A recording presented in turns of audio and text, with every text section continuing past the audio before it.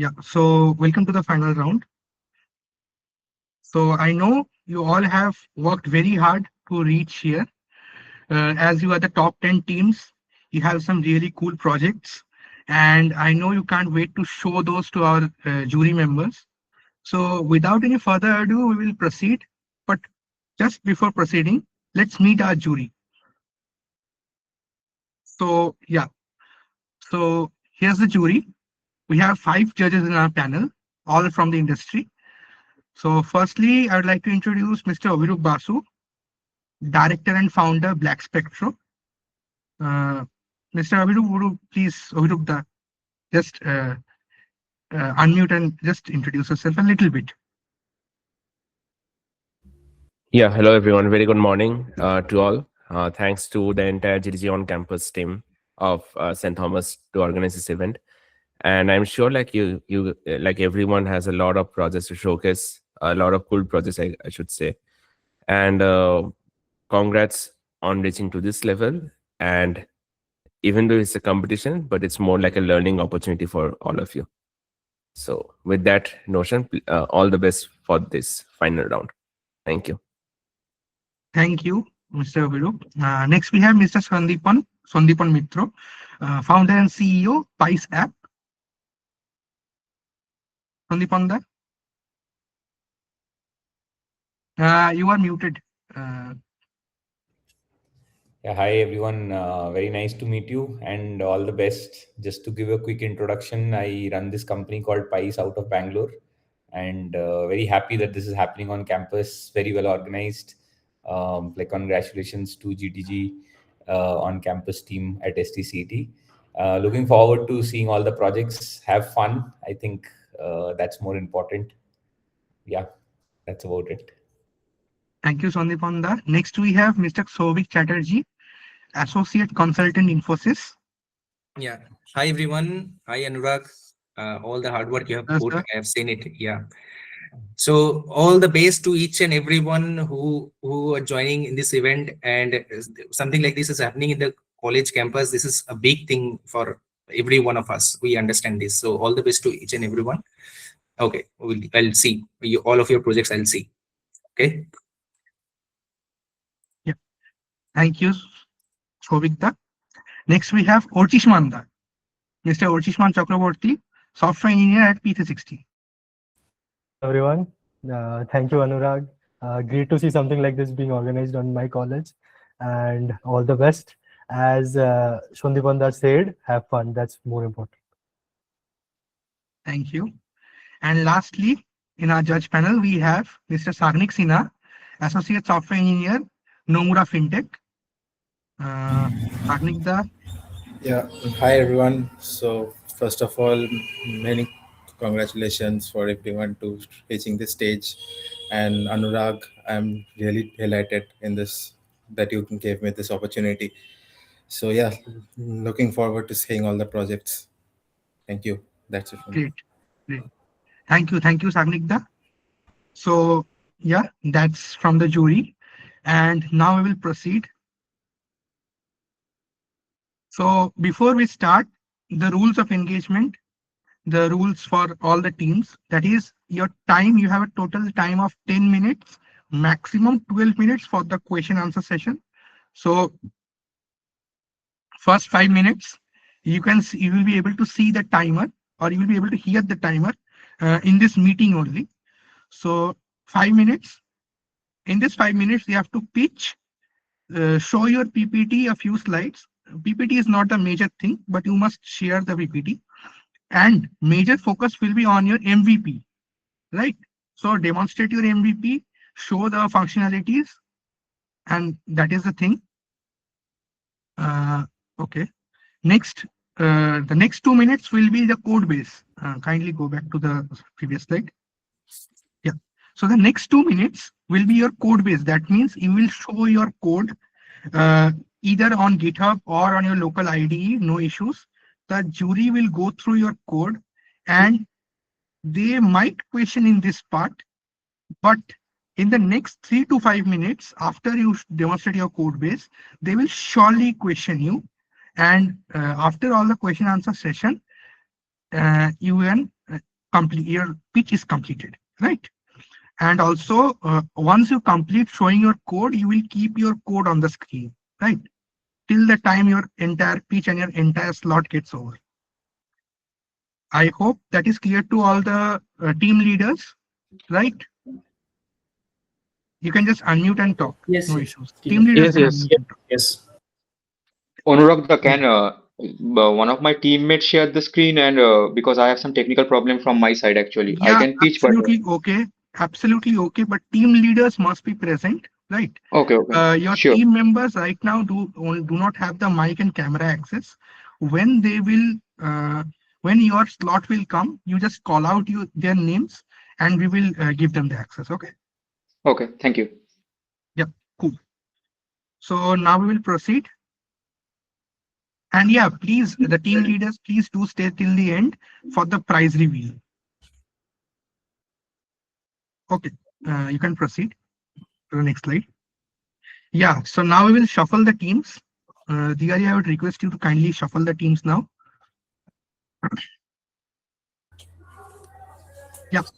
So now what we will do is, team leaders, kindly write your team name in the chat box. The teams will be entered in that sequence. Okay. I hope you have the chat box access. Team leaders, kindly type your teams. Okay. Parallel minds. Diyali, just type in the names in the sequence I am saying. Okay. I will send the entire team list as a list, so Diyali can copy from the Meet. No, no. Yeah, it's okay. We are doing this for the randomization. Okay. Yeah, parallel minds. Just type in parallel minds.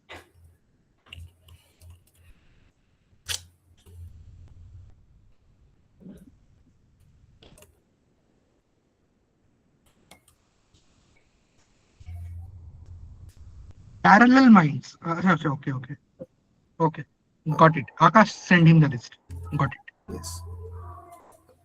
Just everyone, after everyone put their name in the chat box. Accordingly, I will send the names. Okay. Only 8 names we have received so far. The other 2 teams.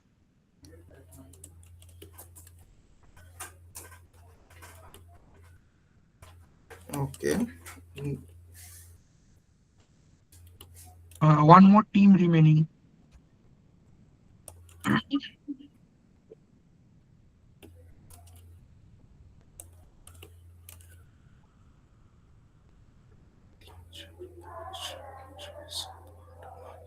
Last team, who is remaining? Just put his name. Yeah. The parallel Parallel minds. the two-wheeler team Kubricks, ZK Ledger, Jalraksak, Algo Architects, Coffee and Code, Newbies. Who is the last one, please? Wait, I'll just check and let you know. Okay. Is the team leader present here? Newbies. Yes, Newbies is already. No, I'm not talking about movies.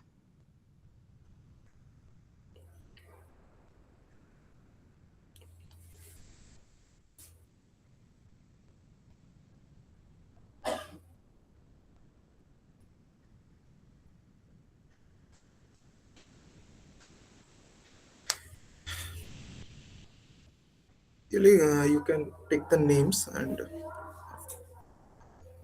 add the last one. Okay, Campus core. Okay. Campus core. Okay. Really make sure to put the hyphens. Okay.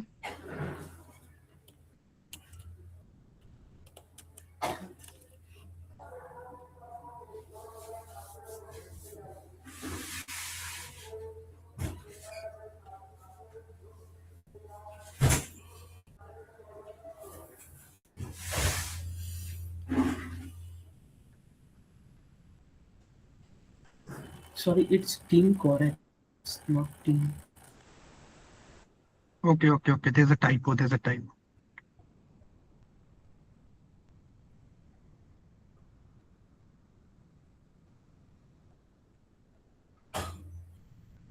The L is missing from our team name.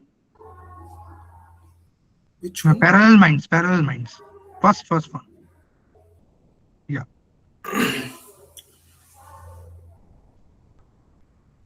Yeah, great. So now they'll be shuffled. Go ahead. Yeah. So you can see that is a sequence, right? Kindly share that sequence in the chat box. Really.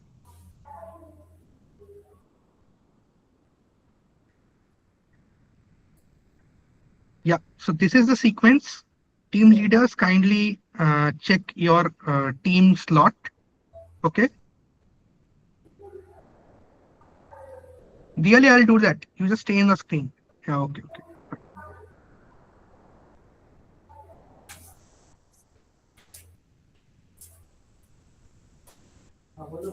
Okay. This is sequence, right? Go ahead. Yeah. So now we have a short break. Okay. Team one is, I guess it is Algo Architects. This is your time for preparation. Kindly prepare your pitch. All the, if you have any kind of last minute revisions to make, go ahead and be confident. We will be right back after a short break. Okay. I'll just put a timer of 5 minutes.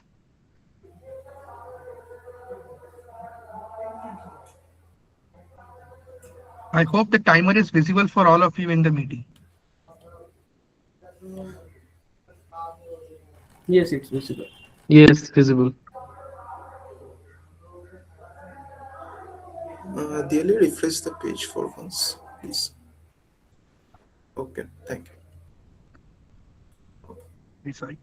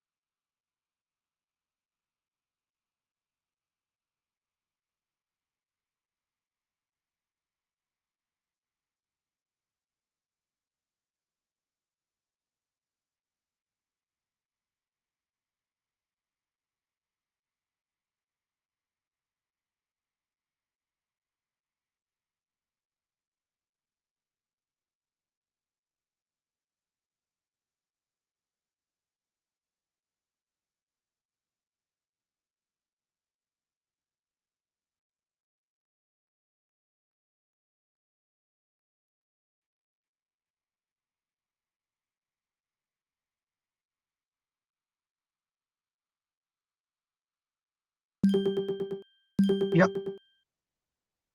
So 5 minutes is up.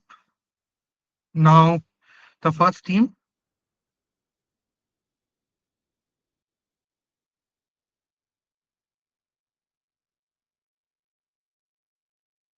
Yeah, team Algo Architects. Hello everyone. Am I audible? Yes, you are audible. Kindly turn on your camera. Yeah. So unfortunately my camera is very heavy right now, but I think my face can. Okay, not a problem. Any teammate of yours who would like to join you? Um, uh, the presentation I will give myself, but if I have any technical problems on my end, then I will kindly request Yeah. that they present. Just name your team members. Kaushiki Kundu and Shomi Shabu. Shiki Kundu. Okay. And another Shomi Shabu. Soumi Sahu. Okay. Okay. They have the contributor access now. Can you just turn on your camera and mic and say hi to the team?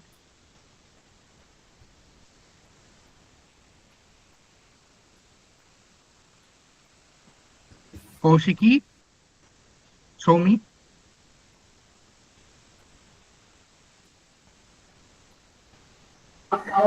Hello, am I Yeah, you are audible. Okay. audible? Yes, absolutely. Okay, you can turn off your camera. The leader must keep their cameras turned on. Others may keep your cameras on. Okay, so now your pitch time starts. I'll start the timer again. Uh, okay, I will start the timer again. Okay, your time starts now.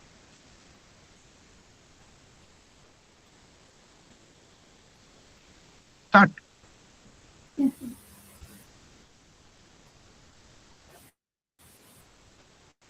Is my screen visible? Yes, absolutely. Okay, wait.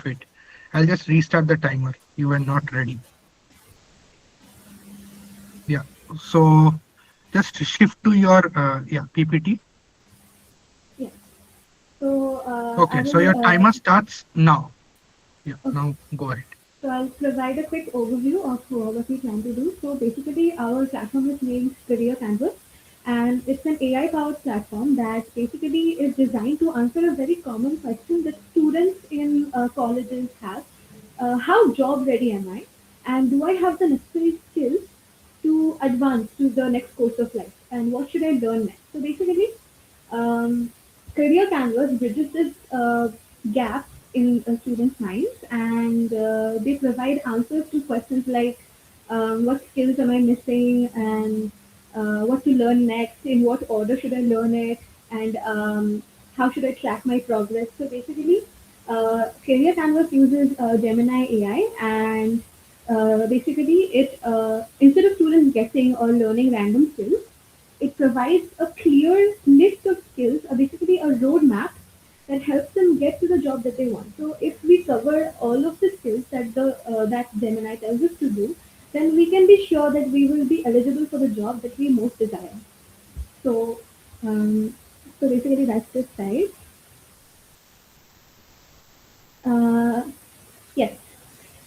So after this slide, I will I move. wait a minute. Just close this window. You know the pop-up that you have for the meet. Oh, okay. Yeah, Sorry. just close this. Just close this. Yeah, now go proceed. Should I go back to the previous slide or continue? No. Continue. Okay. So basically, sorry, I'm saying basically too much. It removes confusion about like what to learn, and it is a hand-holding service that lets you know what you should do to advance to the next level, how ready you are, and tells you what exactly you need to do to bridge that gap between desire and efficiency. So these are the features which I will show in the deployed website. I can start the visuals now, if that's okay.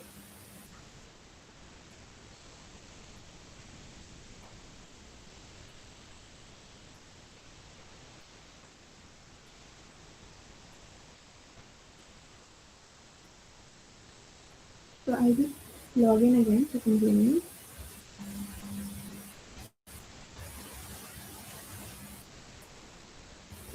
A small thing to note: the server is a little slow, so it will take 3 to 5 seconds for each page to load, but it goes fine. So we can see that this is the student's profile, and this student has selected this particular career objective and has this skill.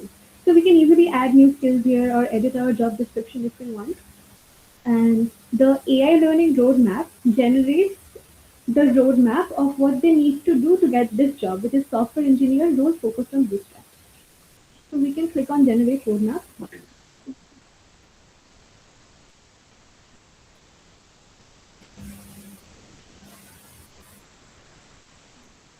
Fetch roadmap. Yes, now we can see that Gemini has created this list of things that the student needs to do to get to this level. It has recognized that the student is an expert in bootstrap skills and needs to be a full-fledged software engineer, and has effectively designed what they need to do to achieve this desired job. So another thing we can do is we can say that perhaps if a student has already completed certain skills such as variables or template literals, then they can say that these skills are completed. I don't need to focus on them on the timing. So I You have can less than 1 minute I can for the cross them pitch. out and apply changes. And then I can save the roadmap.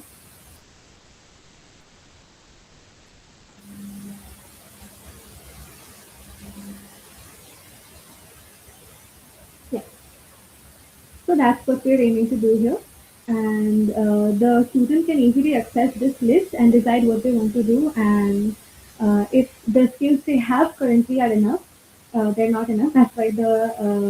That's why the list is generated. So this list can be accessed to see what exactly the student needs to do. That is basically it.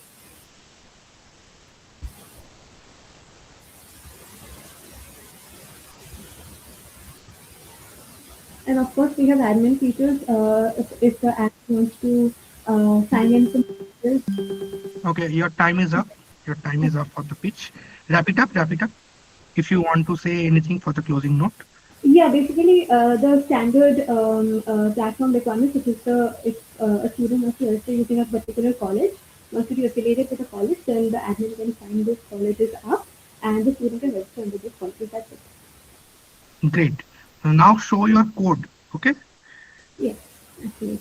You have a timer of 2 minutes. Yes. Yeah, So I it has have started my now. repository here. So we'll go through the backend first.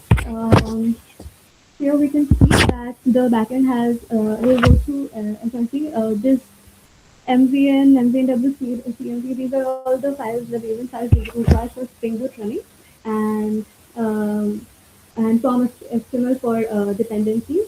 And under SRC, and if we go under name and Java, then we can see all the different other, basically the architecture needed for a Spring Boot run application, and we can see the configuration for security and other dependencies, controller for the API testing, for the APIs, connecting the APIs from the front end after sending a request to the backend.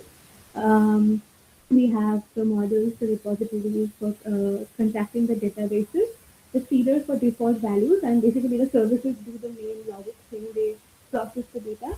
And the backend application.java basically just it provides the framework for the entire thing. So, and now we can go to front end.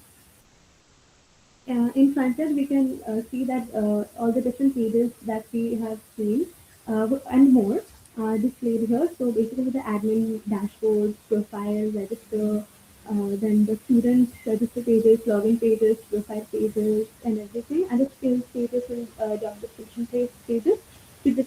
job that they want and to write about the skills that they currently have. And that is the front end. Additional thing, they constitute the basic architecture of the Spring Boot application, and that is how we have designed this whole code architecture. And yeah, that's it. Okay, cool. So kindly keep the code on your screen, the Yes, GitHub window. Yeah. Judges, I would request you, if you have any kind of questions, you may ask.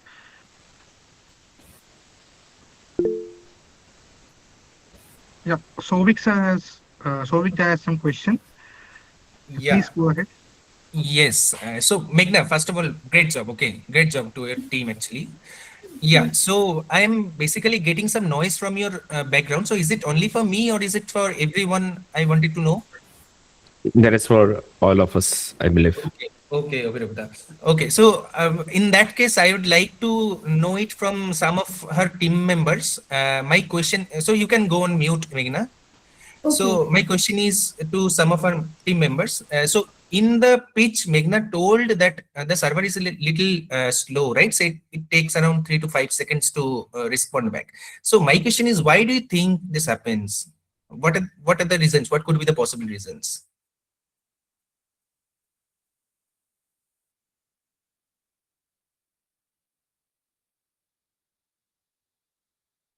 So me, Kaushiki, any one of you?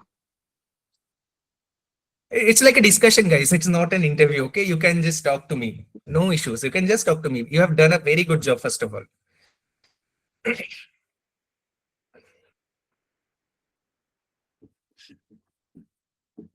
If Meghna, you want to speak, you can also speak. No issue.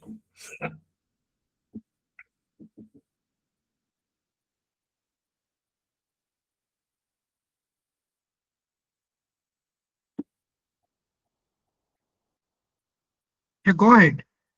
You can go ahead, Meghna. No issues. You can just go ahead. You can just talk to me. Or you can simply say, I don't know. That is also fine. Hi, sorry, it was not unmuted. Yeah. So basically, there are multiple reasons for this, but I think the main one is that the time it takes to get the API to request from the front end to the back end is a bit uh, excessive, which is why the server might be slow.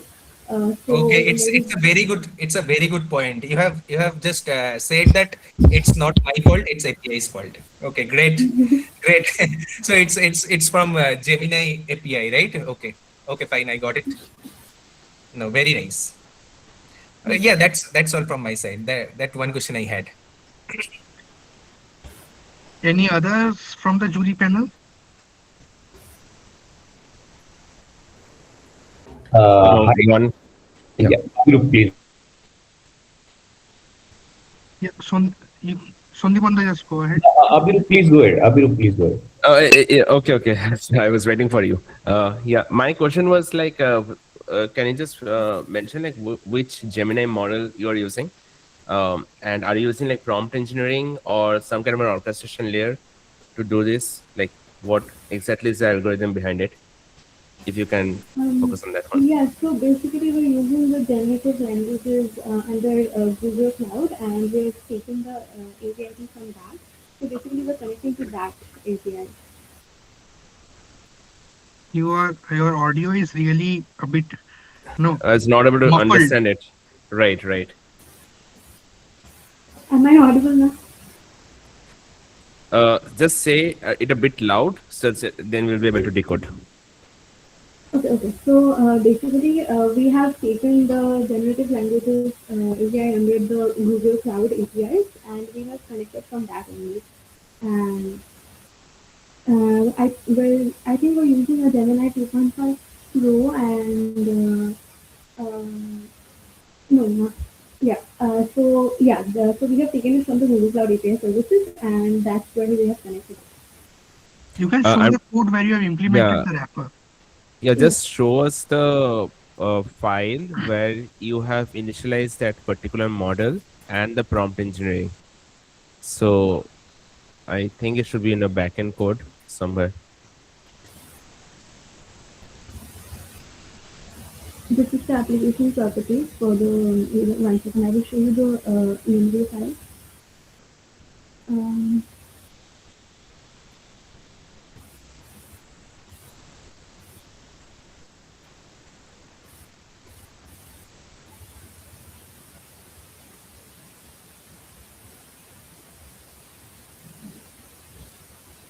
This is the ENV file. Yeah, Gemini 2.5 Flash. Okay, and can you also just open the file where you are like initializing this model and doing the like making the API call to Gemini?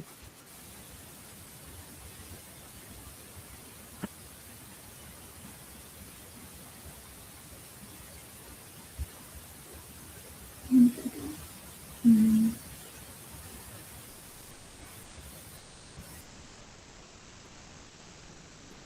Yeah. Show the previous file. I mean, where you are making the API call to Gemini, not the like where you're hitting the whatever the user has entered that you're sending it.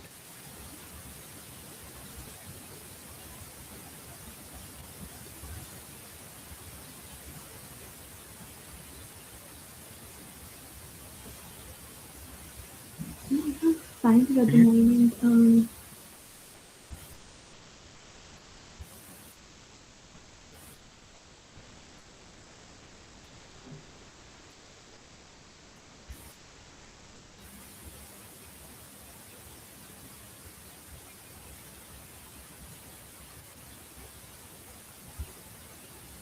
We do not have much time, so just be a bit quick. Yeah. Else you can ignore it.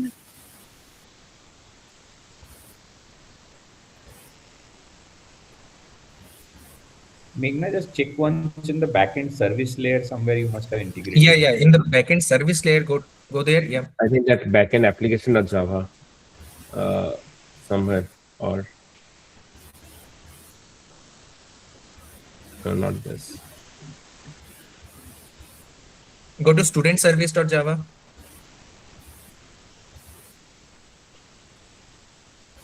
Scroll down. What I'll see in the import section. Sorry. Okay.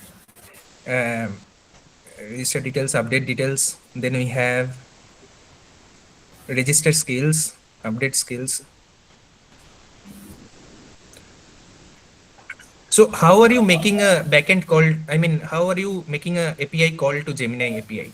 Meghna, what technology you are using?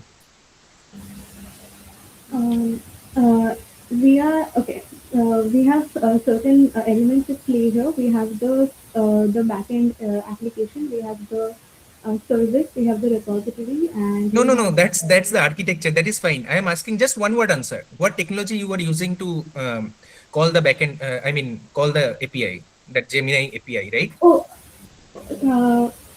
for API testing, we're using Postman, and for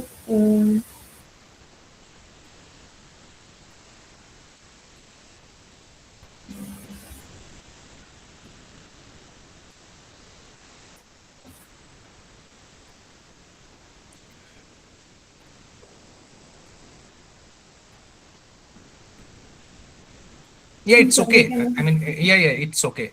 We can ignore it. Yeah. Yeah, we can ignore this part. Sorry, Sandeep. You can go ahead. No, I think Abhirup, I'll reserve my question. My question was also around a similar line, that what model they're using, and just wanted to understand. Right. Just like under 30 seconds, if you can help all of us understand what you don't have to go into details of the model getting used and all. Explain us how the AI has been implemented in this particular problem statement. If you can just mention that in 30 seconds. yes. For okay, so for accessing the AI, we have enabled Gemini AI and Google Cloud Services, and from that we have generated an API key, and we're using that URL and the key to request to the backend, and that is where we have linked in the application properties to request to the backend and basically process the main logic and then return it to the front end. Okay, sure. Thank you. Thank you, Meghna. Thank you, David. Okay. I can stop sharing now. So you can stop sharing, but kindly stay back in the meeting. Yes, yes, absolutely. Your team members may stay back or they may leave. Okay. So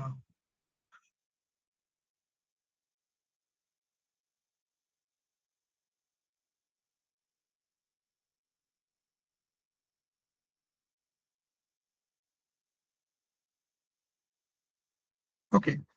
So now the next team is ZK Ledger. Anurag, just a quick one note to all the team members who's going to present going forward. Please don't treat this as a exam and a test. Be free to talk whatever questions are getting asked. It's not a test, so there is no right or wrong answer. Just please. Yeah, Exactly. absolutely.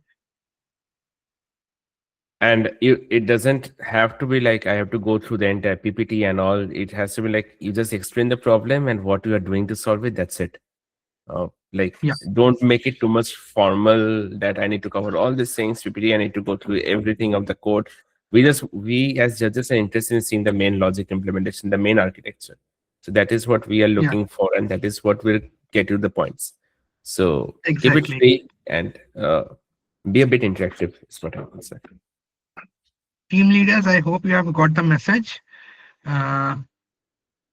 Leader of ZK Ledger. Anurag, am I audible? Yeah, you are. Can you give the screen share access to Ritesh Kumar Mondol and Subhadeep Mondol, as well Yeah, as with sure. my? Can you just turn on your camera? I think I have switched it on. Can you see me? Wait a minute. Yeah, we can Yes, see. yes. Yes, you are Yeah, visible. you are. And Yeah. what was your teammate name? Ritesh Kumar, Ritesh Kumar and Mondol and Subhadeep Mondol. Shubhadeep Mondal. Okay, I gave them the contributor access so they can share the screen. Okay. I would like Ritesh to share the screen first. Ritesh, are you ready for the?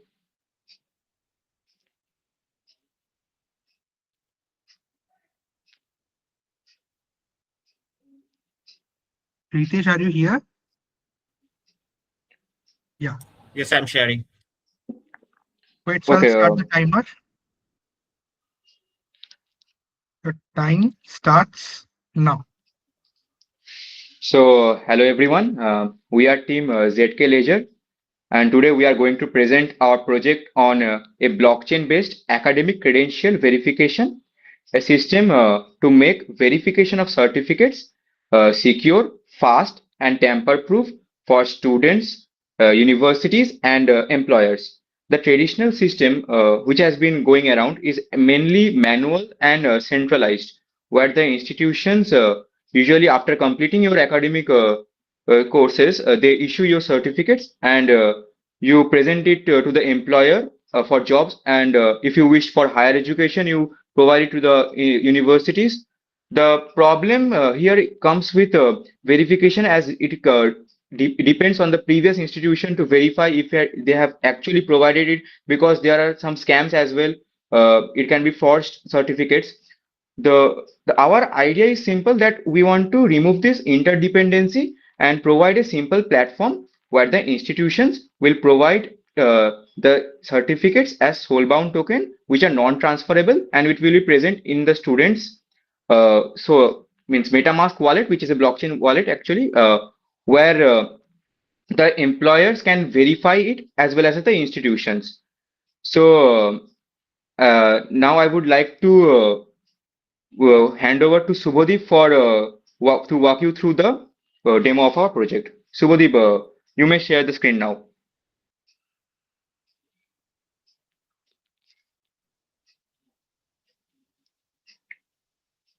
Am I audible, everyone? Yeah, you are audible. Shubhadeep. Okay. And Shubhadeep has the access.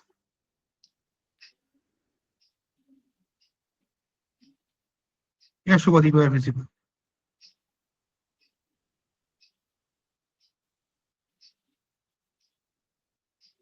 No need to. Oh, it's okay. It's okay. You proceed with the demonstration. Actually, he needs the mic as well because he is the one who has done majority of the technical part. Okay. Okay. Uh,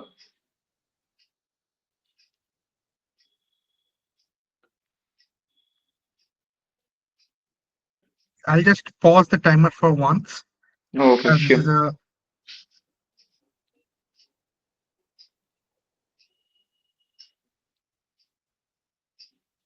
Okay, so my teammate is messaging me that there is some access problem. Like he is speaking, but it is not. After you give the access, you have to refresh the page. Okay, so try to refresh it and rejoin it.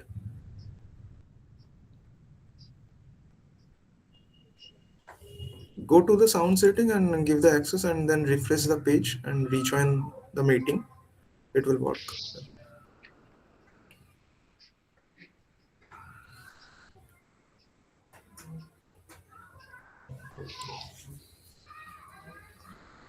Hello, am I audible? yeah. Yeah. Yes, You're yes, audible. you are audible. Okay, go for it. Shubhadeep. Yeah. Share the screen once. Yes, obviously. 1 second. Okay, my screen is present. Yeah. Your screen is visible. Oh, I'll restart the time. I'll resume okay, the sorry time. for the inconvenience, respected jury panel, and I'll take it from here. This is the prototype. I will start with the prototype. Okay. Hello, am I audible? Yeah. Go ahead. Go ahead. Okay, okay. Thank you. So this is the prototype starting with the landing page. Our prototype name is I think Your you're your Your one screen is second. We can't I see. think you're presenting the wrong screen. Okay. Yeah. 1 second.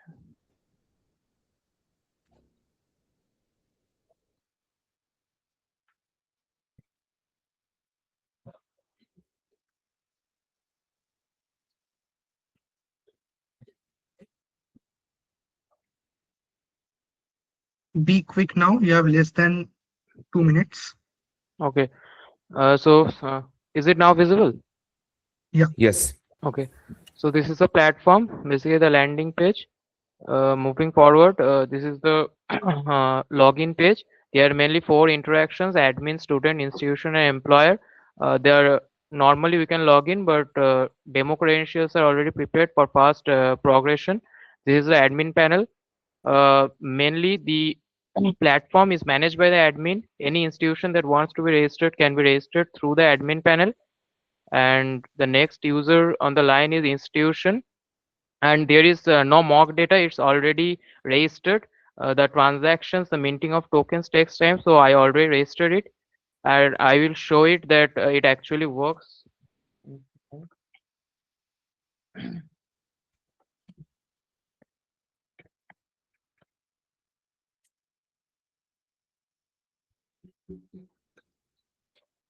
Okay, and the registered students address can be found in the database. Okay, this is off-chain, it is not on-chain. On-chain is the credential that is issued.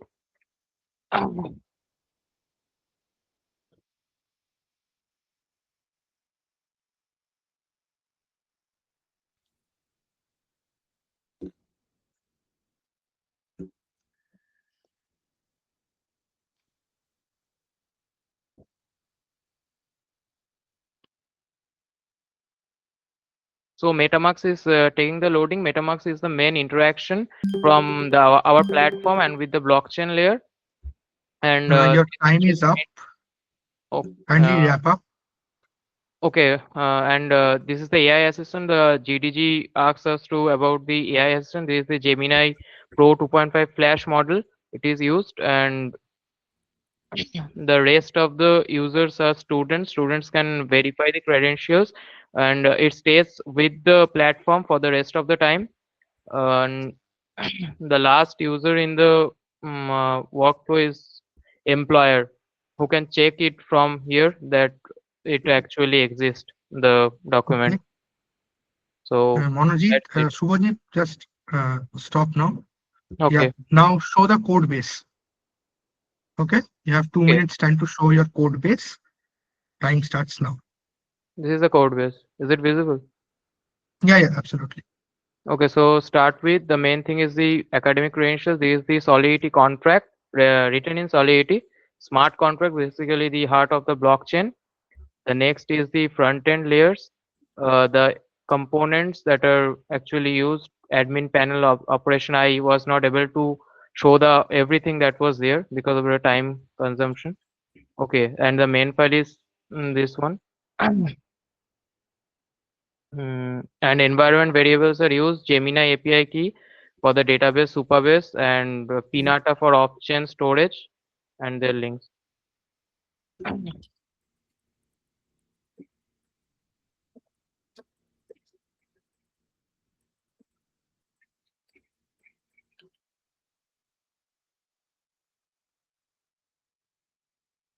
Okay. So are you done? Yes. Okay, so I'll stop this timer. Fine. The jury, any of the judges, if you would like to ask anything.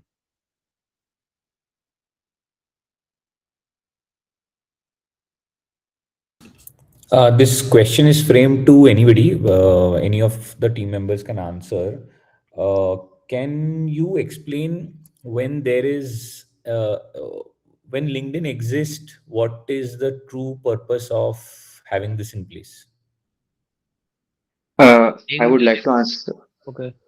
Okay, I would like to answer it in this way that LinkedIn is basically a social media for the professional social media that I would like to say, where the academic credentials, like I can, I have to submit it like in LinkedIn when I'm opening an account. There is a section for my academic credentials, my academic student life, and all, where I can submit my certificate and provide that this I have done this college schooling from a college from St. Thomas. I have got this marks and all with passed with these marks.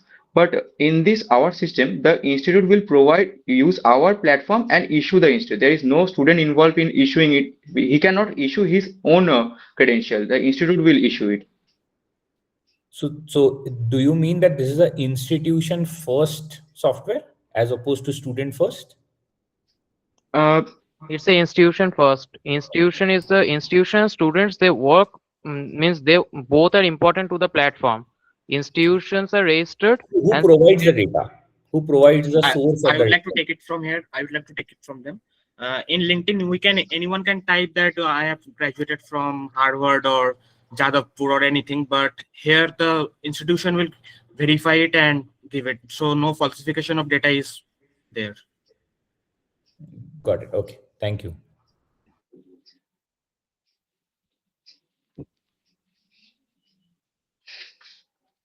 Okay. Anyone else from the jury? Any questions? Oh, sorry. If there is no further question, I would like to add one more thing. Can you help me understand what is AI doing in this whole piece? Blockchain. Blockchain like part. I to go back understand. to the prototype for a moment. Is it okay? Yeah. If yeah, it's shown, you can go.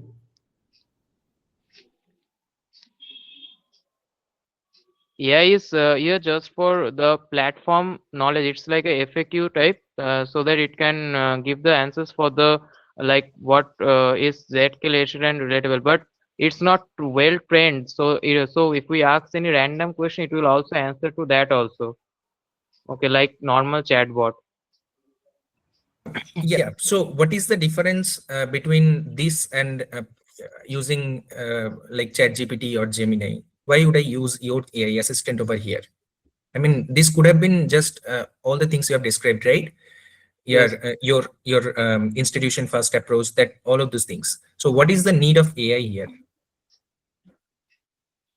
They go back. Okay, if you like to answer, then. Okay, I would like to answer it. Basically, when we cleared the round one, we had this feedback from the juries that we have not integrated any AI tech, and it was true as well. So we wanted to have a custom database, the custom knowledge base about the our project, and when we will, someone will ask about this, like how to register, how can I view? It will answer it in a proper, simple language. But the problem is we tried to integrate it using a custom knowledge base, but at the end moment we could not. Ritesh was actually trying it last night also we actually tried to integrate, but the main project actually collapsed. So we moved to the previous version, and today we are showing that only. So Actually, basically, actually, if we want to do, it can be hard coded like only the FAQ questions, but it was asked of us that we should use any Google product or Google design. So we use the Gemini API key for that purpose only. Our AI assistant is for that one only. Okay, the okay, main it is purpose of just the, because they have asked you to use yes, the to Gemini implement API. the Google technology, so that's why. Okay, Because that's fine. So your main idea, yeah, So Shandipanda, please go ahead. let's assume that you people would have implemented it successfully. How does the final version looks like? So Exactly, that is final what my question version is. final version would have been like only the platform oriented ones, like what is ZK Ledger, how are the tokens getting minted, what are the tech stacks used, like the total database of the code architecture, all the answers related only specific to the code architecture. And who is Only asking the questions? Are these students? Are these institutions? Anyone can actually anyone ask. can answer. Actually, the database would be like that only. That for it will be helpful for everyone, for to the students, to the employer, to the institution, like that. Got it. Okay. In I that think case, you you're have to train your own data, right? Yes, You yes, can't use Gemini's data, yes. Gemini's API. In that case, you can't use, We right? need to train a LLM model, but we didn't Yeah. have the right time. Okay. And hard coded was prohibited, so we approached for this one only. I have a question and a feedback to the team. Mm. My question is that uh, if we understand it correctly, it's I can say like it's 100% blockchain project and not a Gemini project. Yes. Is my understanding correct? Yes. Okay. Now the second feedback to you is that rather than implementing AI only as a part of an FAQ or just to get a general understanding of how the application works, my suggestion will be to use AI to replace the user interaction. So if you use ChatGPT and everything, or even if you use Claude, it's an agentic approach. You define a problem statement and it will create all the files. It will go through a step-by-step iterative way and then work on to create a final solution. Similarly, whenever someone logs into your platform with a single prompt, the chatbot should ask to upload the credentials to verify it, and the entire process that you just showcased, which is being driven by the UI, that should be driven by an AI agent or an agentic approach. That is one way how you can implement it. And yeah, like a lot of AI implementations are possible, but I was really hoping to see that if you could have combined blockchain with AI, that is something which would have been quite Have been, a yes, winning idea, more to be effective. very honest. So that is something which you should work on at some point. The blockchain plus AI is something which I was definitely looking forward to see. We were actually trying it last night, but the integration process was failing, and because the LLM whole models, thing was needs and to yeah, train. and that I get it. And the last thing is like you don't always have to train the LLM models. There are many more approaches. One approach is called RAG, RAG. Yes, RAG implementation, where you don't have to retrain the model. You can use your own data So set. we will like expose like Gemini Yes. API, we exposing the endpoints like that only. Like it is No, similar. it's very Actually, I different. never worked with LLM models previously. It was No, that's fine. I'm just giving you, just take it in a positive way. The RAG-based approach is something which you should look forward to. We implement a lot of things in everyday systems, and just get on the concept of MCP, Model Context Protocol. That way, you can have an external data source as as a data source, and you can use Gemini API to work on those particular data source, not on the generic data source. That's it. Thank you. I think Abhirup, as you rightly started the conversation with, I think this was more of a blockchain project that they have done. So I think they didn't get enough time to implement on the AI side much. But yeah, totally actually blockchain idea. It was mainly academic credential verifier for employer, student, institution. It was never about the AI, but because of the Google technologies, we needed to apply the Gemini AI for that only. That was the only purpose.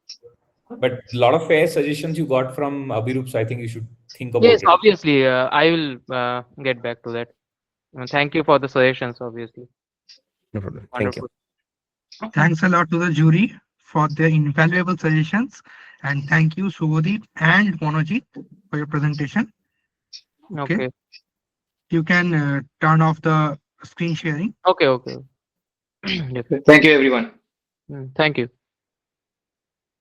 So what was the team name? Can you please come again, Anurag? ZK ZK Leisure. Leisure.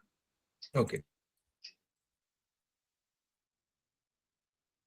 Okay. Now the next team is Campus Core, I guess. Yeah. Campus Core. Yes, sir. Yeah. Hello, judges. I'm audible. Yes, absolutely. My name is Priya Kumar Shah, and I am presenting Campus Core with my team Aniket Saw. Can you allow he? Can I allow him to present the screen? Aniket. Yeah, of course. So he will pitch Yeah, and show the Aniket Saw PPT now and has the show the access. MVP. Yep. Okay. Aniket, are you here? Am I visible? Am I audible? Yeah, absolutely.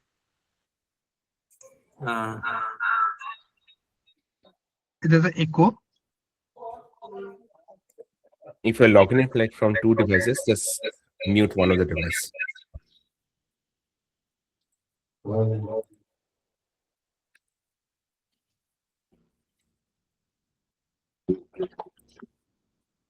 Yeah, okay. So I'll start the timer now.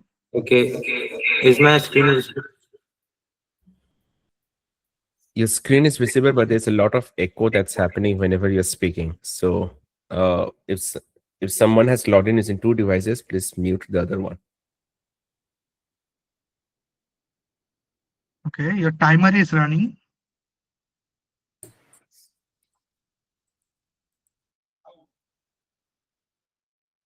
Am I audible? Echo. You are logged in from some other device, it seems. Just check. Maybe your friend have logged in with a device beside you. So please tell him to mute his device. And we can pause the timer till the time this issue gets fixed. I don't want them to get stressed. Okay. I'll actually reset the timer. It's not a problem.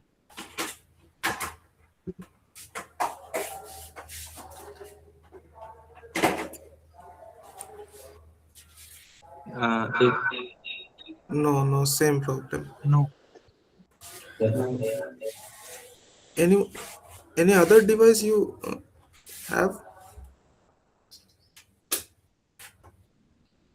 No, muting means not the mic. I am saying that mute the Other output device. audio or output audio. Okay, so other devices output audio. Please mute that. So I will tell speech and he will present the PPT. Okay. Yeah, I will But remember, you have the combined timing. So if it's get delay. Okay. Okay. So if you So start the timer now. Yes, I start. Okay. So Your time starts now. Campus Core solves two major problems in college student life. First, academic information is scarce. Some notices are on notice boards, some on email, some materials are split between Google's Classroom and random WhatsApp groups. Second, exam preparation in insufficient. Student waste time filling syllabus, lectures, and still can't resolve doubt properly because ChatGPT given generalized answer. Campus Core fix this by acting as an academic operation system. Faculty uploads syllabus notices and or Gemini powered AI is trained strictly on that data. The result is an exam elegant marks oriented AI that gives student exactly what their exam demands. Nothing more, nothing irrelevant. So let me see you the MPPs.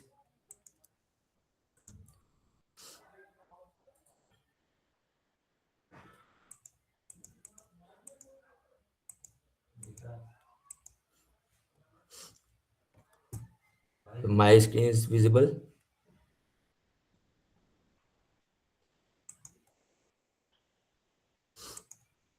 So this is our landing page where the features about are all, and college admin can, like a principal can set up their college in our website. So let's get it start with admin first, because student side has lots of things. So there's Google authentication, in which they have dashboard. They can manage campus like a faculty Gmails and student Gmail to authenticate the student and manage the all uploads content, and all upload they can see, and all the notification that all the faculties that uploaded and their settings. And then there is faculty. I already log in the second site, in which they can upload the any notices or the PDFs of their notes, so student can get access, and there is uploads. And this is on processing, and there is main thing on student side. So first student can choose their branches and semester, and then enter. They can access to the dashboard. Then their most priority field of like notices and all things appears here, and then notices, and then ChatGPT. Like campus GPT is we train here to on their notes, faculty notes and student notes. Let's see this in soon. This is our main exam mode. They can practice any subject, like exam, like MCQs and short answer. And this is AI powered, so they can answer, and in last they can get the answer also. They can take the feedback, and also their classes, which and process and notices. My notes, like I can add the PDF of my notes, choose the file,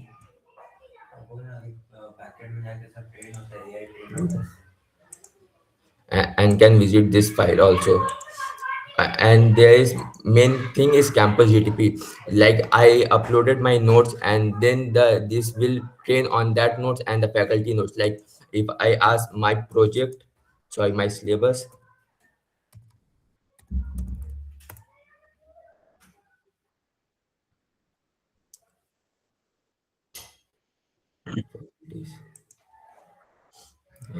DSA,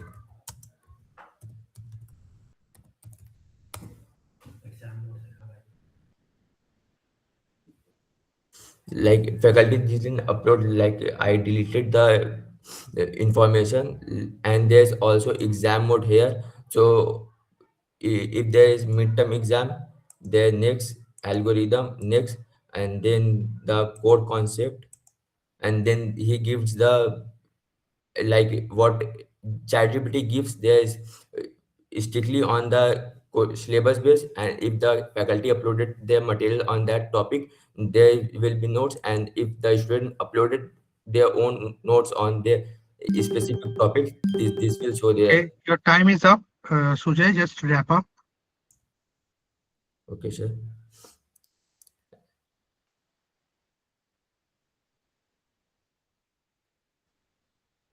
And quotes, sir, no? No, just Hello. wrap it up. Okay, you're done. Your presentation, right? Yes, sir. Okay, now, no, don't stop sharing the screen. Now you will show the code base. Yes, sir. Yeah, so your 2-minute timer starts. Are you ready? Yes, sir. Yeah, so your timer starts now. This You have 2 our minutes to GitHub. show the code base. This our GitHub. I like to show in VS because I'm more familiar with VS Code. Yeah, So okay. this our front end, like all the components of campus GPT with memory access, where they can train the all the PDFs and all. And there is dashboard of faculty notice and student dashboard, exam mode that see you, landing page, layout of our website.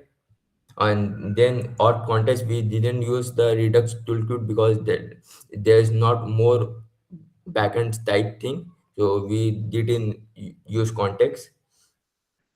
And their host clients, uh, there's Firebase we use for the storage thing and authentication thing. So this is our Firebase, and Firebase uploads, and there's all the pages here: campus GPT page, dashboard page, landing page, and this is and then there is index, all the types of, and there is routing in this app.css.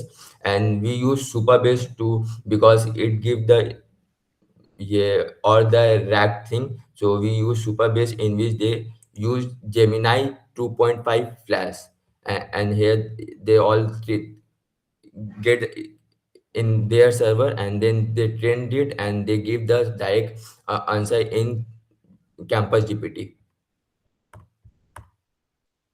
And he also, and there is memory extraction. We will working on it, that like in ChatGPT there is a history type thing. We also implementing on this, so student can also access their history. Okay, your time is up. No, just stay on that window. Just stay on that window. Yes, sir. Hello. Can we ask some question? Yes, sir. Yeah, absolutely. The jury can go ahead. So go to the code base, I think. Like Anurag. go to Yeah, code just base open your tab. VS Code. Yes, sir. VS Code.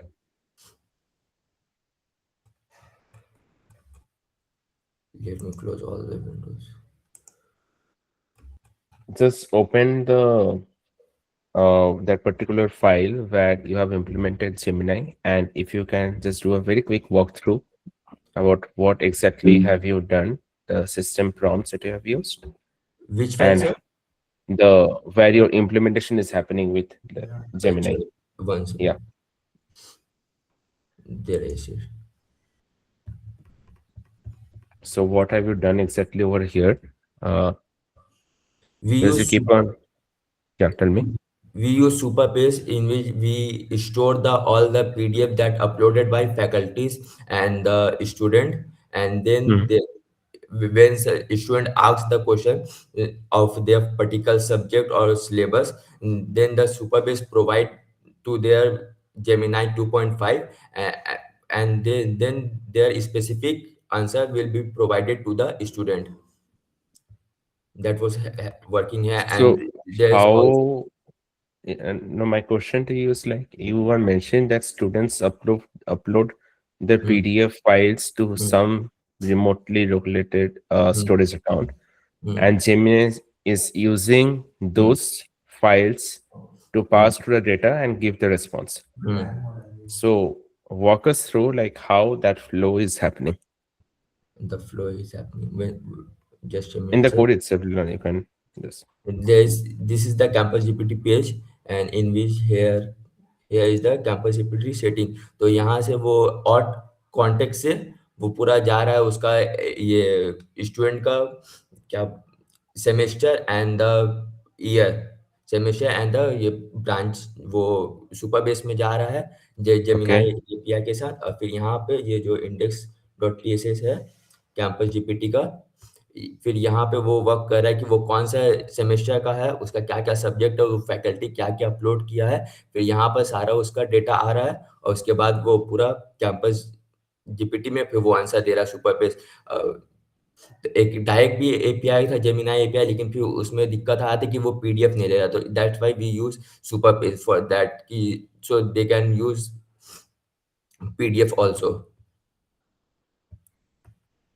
Okay, so basically, Gemini may was not only sending whatever the user is typing, but also the PDF file attached Yes, with sir. it. Yes, sir. By Superbase. We And didn't using Superbase as a wrapper, like not data integrating, but you're using that as a wrapper to send that file as well. Yes, sir, because And this that is the was system easy and prompt, right? take less time to implement. Okay. But do you know like how is internally handling it? No, I am not work on that on React thing. That's why I use Superbase to Okay. fulfill the my Okay. requirement Got thing. it. Makes sense. Thank you. That's it from my side. Okay. Other judges, any questions? I had one question. Yes, sir. So, who has done mostly the coding? Coding, sir. First, the front end we made from the lovable AI, not lying, Yeah. because this was a very big website. If we do that on by self, so front end Mhm. बनाने बहुत time लग जाता. Then we implemented the AI and designed by Aniket sir. Okay, okay, fine. Okay. So, We yeah, implement the and all the Firebase thing we implemented, not the okay, AI. okay. So, my question is like, how scalable your application is? Yes, every college can use this for their student. So because when our exam come, we use another WhatsApp No, no, group no, to no, no. take the That's not notes. my question. No, that's not my question. My question is how scalable your application is. Suppose I run one university with 20,000 students, right? Hmm. Yes, sir. So, can your application handle those load? If Yes, sir. yes, no, no, I understand. Yes, but how? My question is how? What technology you are using to? Firebase, in Firebase, there are 5 GB of free limit. So if we are under the limit, they will find. If we are out of limit, we have to pay the Firebase, then Gemini API link also, and then the Superbase also. If we provide that payment, they will be fine. As well, how much they are student, they will no Okay, problem. you are using Firebase for what? Yeah, uploading and authentication. For uploading your document and for authentication. In starting we use the Firebase, then there is problem to implement AI, so we also use Superbase also. So Okay, I AI gives understood that you are a Superbase fanboy. So you have Yeah. answered mostly all answered into Superbase. Okay. Okay, okay, okay. But I didn't get my answer actually. My question was: suppose there was there are like 20,000 students in a yes, sir. campus. Okay. Yes, sir. So how you will handle this load? Okay, that is my question. How you will? Sir, sir, I'll just take your permission to just reframe the question for him. Yes, please, please, please go ahead. Yeah. So suppose there are 20,000 users, Hmm. okay, and all of them upload the PPT and all the documents Yes, sir. and click on the generate button at once. No, sir. Every student have their separate notes. Like No, no. we Will can it be able show. to handle or will it just crash? Say that depend on the render, no, sir, because I see their 0.1 GPU they're providing right now. So right now they are No, no, 5% we are not. of No, free. Sujay, no, we are not talking about the infrastructure. Okay. Yes, Suppose sir. tomorrow you get a grant from some of the organization. Okay. Yes, sir. And you can purchase the infrastructure. I Yes, am sir. talking about your code base. How you are handling the, I mean, if there is a scale up happens, how your code is handling. Uh, don't talk about the infrastructure. Okay. We all understand that more money means more infrastructure. Yes, sir. Right? Yeah. Sir वो वही तो मैं बोल रहा हूँ कि college वो कर सकता है, कॉलेज अपना स्टूडेंट का कर सकता है, मतलब कि जैसा 20,000 स्टूडेंट है, टेन टेन कॉलेज तो 2,000 करके पर कॉलेज भी आ गया. अब 2,000 जो कॉलेज का स्टूडेंट है, हर स्टूडेंट का अपना नोट्स है, अपना फैकल्टी का है, तो वो फैकल्टी का उस पे जाएगा, तो जितना जैसे कि अभी हम लोग जैसा आप पैसा का बोलेगा इन्वेस्टमेंट आएगा, तो जैसे कि अभी कैंपस जीपीटी या ये चैट जीपीटी अभी कर रहा है, लाखों यूजर एक ही टाइम पे यूज कर रहा है, तो वैसे हम लोग भी कर सकते हैं. Okay. Thank you. Thank you sir. Although not a question, but just I would want to point it out, Sujay, that Yes, sir. thanks for being candid and saying it out loud that you use Lovable to build the UI, because my question was about to be No, sir. front In the TechSprint website, they can say कि you can use AI, so that's why I use it. Got it, got it. Builds up only the front end, not the all No, part I for got you. the point. I got the point. My question would have gone there ki how much percentage of the code is written ground up, because it just looked huge. Exactly. And yeah. I think that is something which I noticed for all the participants except for the first one. That was my observation until now. Exactly. Same. The first one was a lot of like I felt a human written code, but the second and the third, I think it's a third team, right? Yes. Or yeah. So the last two, a lot of code. It looks like has been generated by AI, and there are a lot of. I mean, that's totally fine as long as you know what it generates. Actually, the because it's under the TechSprint campaign by the GDG on Campus India program team, so Yeah. they have allowed the usage of AI. No, that's But totally fine. yeah, 100%. We also yeah. use AI. Come on, no one जब तक sir writes मुझे पता है कि round of code में code. क्या हो रहा तब तक तो वो यूज कर I think सकता the हूँ ना key सर of भाई. Exactly. key is what Avirup mentioned, as long as you Right. know what you're doing. Exactly. Yes, sir. Right. Okay. That's right. Any other questions, judges? Okay. So I'll proceed. Sujay, thank you for your presentation. Thank you, You sir. can stop sharing now. Thank you, sir. Okay. So you had Aniket Shaw, right?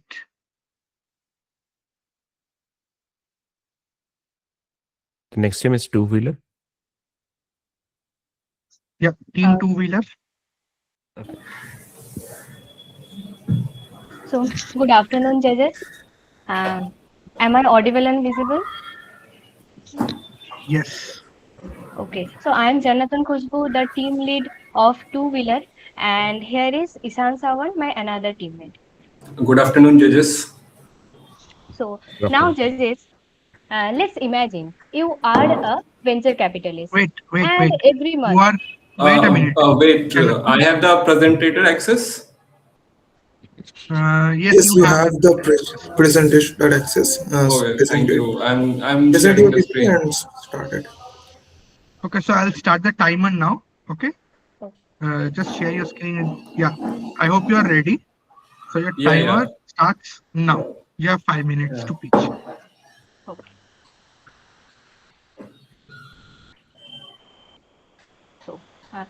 So, judges, imagine you are a venture capitalist partner, and every month you receive almost 500 to 600 pitch decks, founder calls, email, text, and messages. And here is a question: to manually review them all will take approximately 20 to 24 hours. So how much time would it take to review them all? The answer is obvious. It is practically impossible. So what will happen next? Either you will miss the next Paytm, or even worse, you will investing in the next Theranos. So the problem is not you don't have expertise. The problem is the time doesn't permit. So here our product come into picture. An AI powered multi-agent startup analyzer, which will act like a seasoned VC associate, but at machine speed.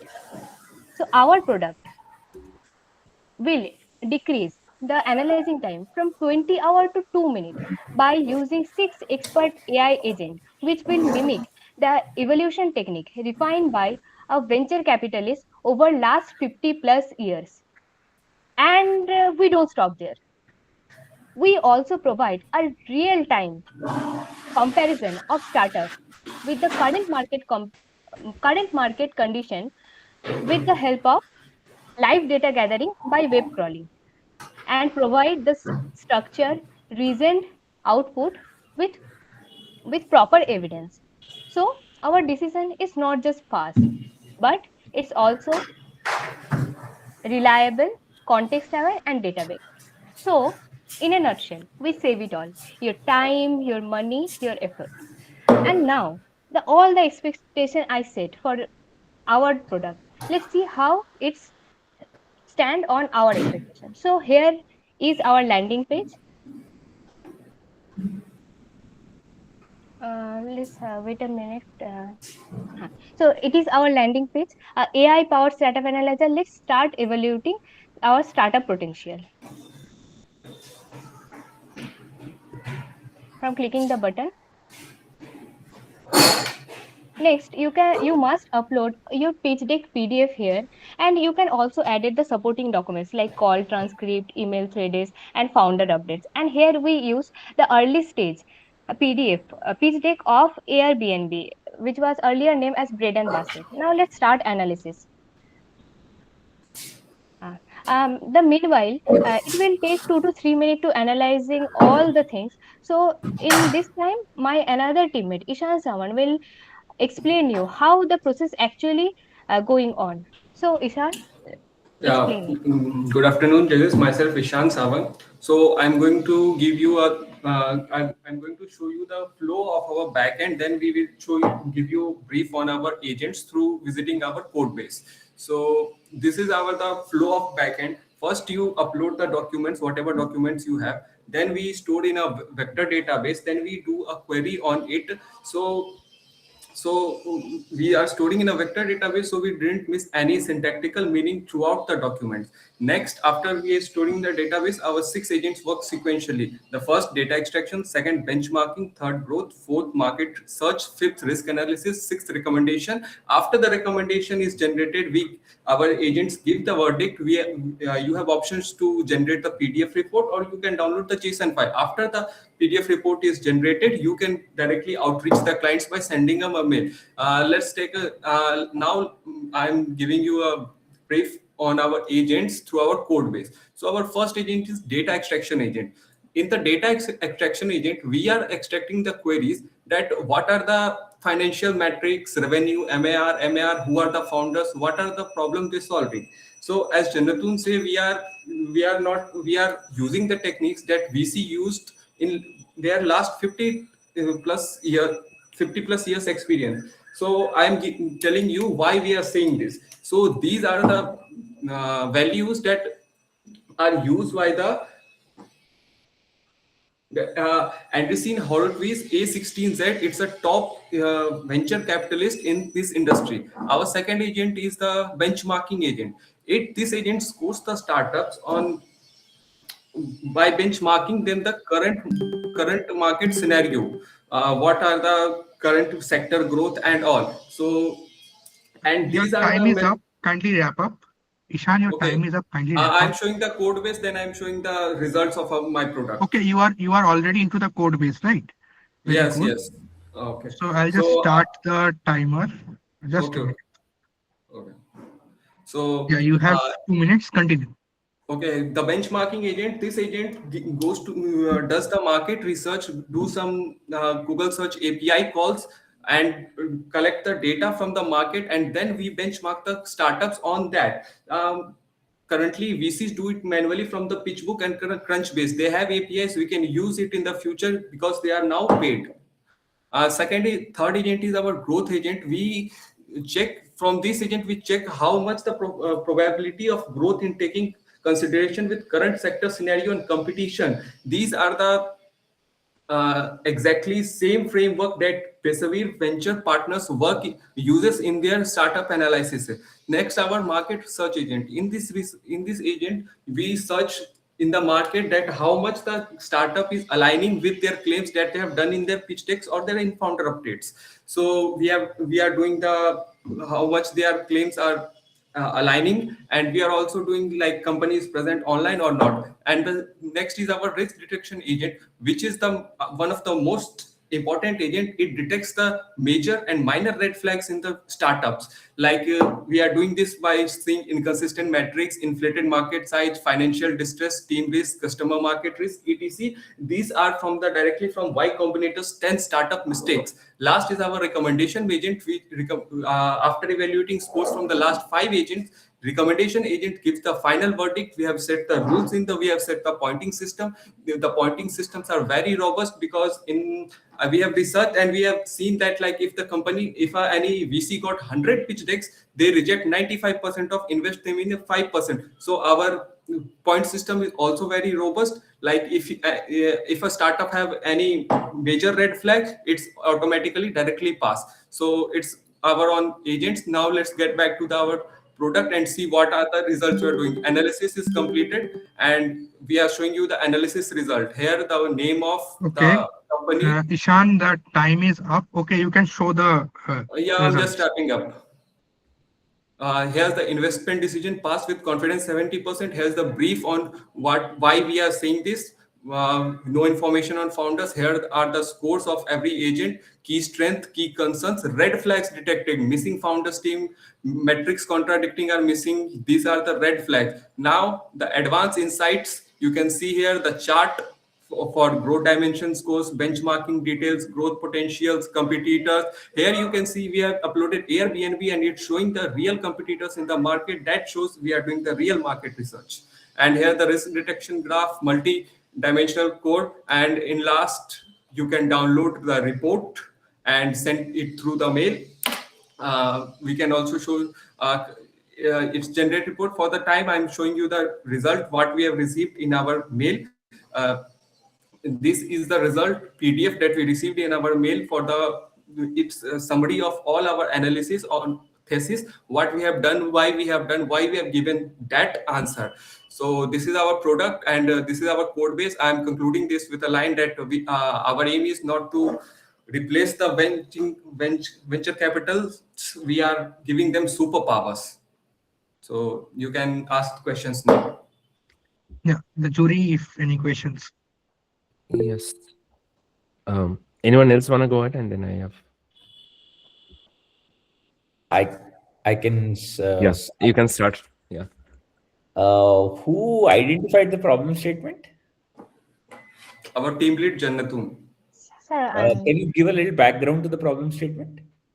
Actually, sir, first of all, I go through all the researches about what problem statement it may be. Then I finally go the Google Gen AI hackathon, and there I found this problem statement. And I also do a lots of market research where I found that there is no proper product that actually solve the problem as a whole. There is a lot of product in the market which will just take the idea and tell it is viable or not. But actually in-depth analysis it is not done anywhere, so we thought that we should work on this. Okay, and because I don't know, Anurag, you can also help me that how long, what is the time period they would have gotten to complete the project from start to end? It was launched on 8th December, the campaign, around a month and they had time till 31st December to submit. Okay, so 20 days. Less than a month. Less than a month. Okay, got it. There were 5 modules, primarily I think benchmarking, data extraction, growth, market research, recommendation, risk. There are 6 modules. Quickly, 10 seconds, if you can explain what is happening inside each of them. Or maybe Okay, I can explain. First, go through a data extraction agent. We are querying the data from the vector database and we are setting up the prompt. Our prompt are well bounded. Like we are giving them a JSON format to Gemini, and we are telling just to fill. And we are giving also the rules from the actual venture capitalist. So our prompts are well bounded, like we say to return only the JSON object. Secondly, growth agent, we same thing, we done the query, we take the we take also in consideration of benchmark score, and we done the prompting, and we again fill the another JSON prompt and take the growth agent score. Market research agent, we are setting up some queries, we are setting up some queries and we are doing Google search on that, and the search we are sending to the LLM model to give them a score. Risk detection agent, we have all the what are the extracted data, we are sending metrics context, market context, financial context, everything, and we have set to the LLM that detect this specific risk. We have got these risks from the 10 startup mistakes, critical instructions we are filling with this just in JSON format. Would it be right to say that whatever VCs analyze before investing, or basically whatever their dashboard looks like, you have broken it into different chunks and essentially using AI to extract information as well as scraping the web, and then just instead of they doing the work, you are just enabling that using AI and scraping. Is that the work that VC does? They put 20 to 24 hours to dive on one startup. We are just automating it in 3 minutes. But the rules that we used are not from our side; it's from their experience that they have posted in their blogs. But that's it from me. Just a follow-up question, Sandipanda. Yeah, so that is, I hope you have seen Shark Tank, right? Yeah, So, yeah, so in that particular show, there was a yeah, matrix also, that is emotional intelligence, right? As far as India yeah, is concerned. So yeah. these investments and all these are emotional as well, right? So how are Yeah. you analyzing that emotional part? You have I think you have already heard that sentence that I don't like the idea, but banda solid hai, right? You are Uh, a right guy, you are a right guy, so I am investing on the guy. So how are you taking that into the consideration? So that is my question. Sir, the first can thing, I ask a question? First of all, Jannatun, you have found out that this I mean problem statement, Hmm. right? So I'm assuming Yes. that you don't like the show Shark Tank, is No, it? not at all. I'm Just kidding, interested just in. kidding. No, just kidding. So I hope my question is clear, right? So Yes, are you actually. taking this emotional intelligence also into consideration, or Uh, is it like these are the matrices, you have to stick to these matrices only? No, actually, it's not like that. This said, when the initial stage, all the VC partners receive the pitch deck, then they don't. They said they couldn't see the investor itself in front of them or their attitude or anything. So we do this initial stage, like which they may consider or they may not consider. So their overall idea based on their PDF only, we just judge them. And after all, we don't took the all decision that we will do all the decision, our decision is final. It's not like that. We just give a recommendation that based on the real data that it could be, and the decision is totally depend on the venture capitalist whether they want to invest it or not. So emotional intelligence and all the things they should judge later when the founder is in front of them. So it's Okay. as it is only PDF based, I so also want there is to no add question some of this. points in this. Mhm. Please go ahead. If some venture capitalist wants to prefer some company according to their experience, we can modify the rules for them in the prompts. Second thing about the human emotions, so we are doing the pre-scanning, and our aim is to remove the human biasness in the screening. So we are not doing any human. So our main aim is to remove the human biasness in the screening. After we give the suggestion, you can add your emotions, human biasness in the and take the decision. Okay, that is fine. That is about the human biasness you have already talked about, right? So my question is, how do you prevent the biasness against the founders from those who are from non-elite backgrounds? Sir, it's basically depend on the Is my venture first tell me, capitalist. is my question clear? First tell me. Yes, sir. The bias you are talking about, if the biasness of towards any founder, then what will happen? So, sir, it's totally depends on the venture capitalist, right? No. I'm We talking don't about have. your system only. I am talking about your system only. Do you think that your system does any biasness to any non-elite or elite backgrounds founders?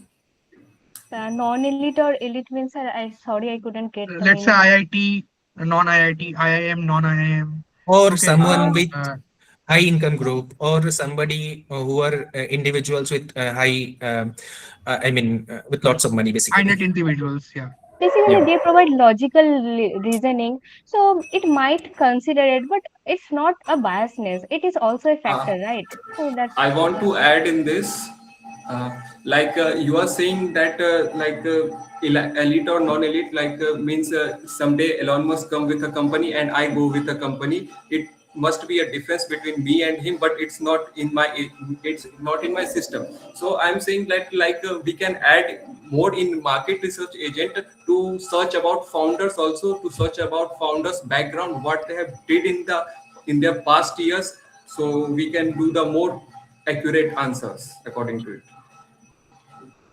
Great. Thank you.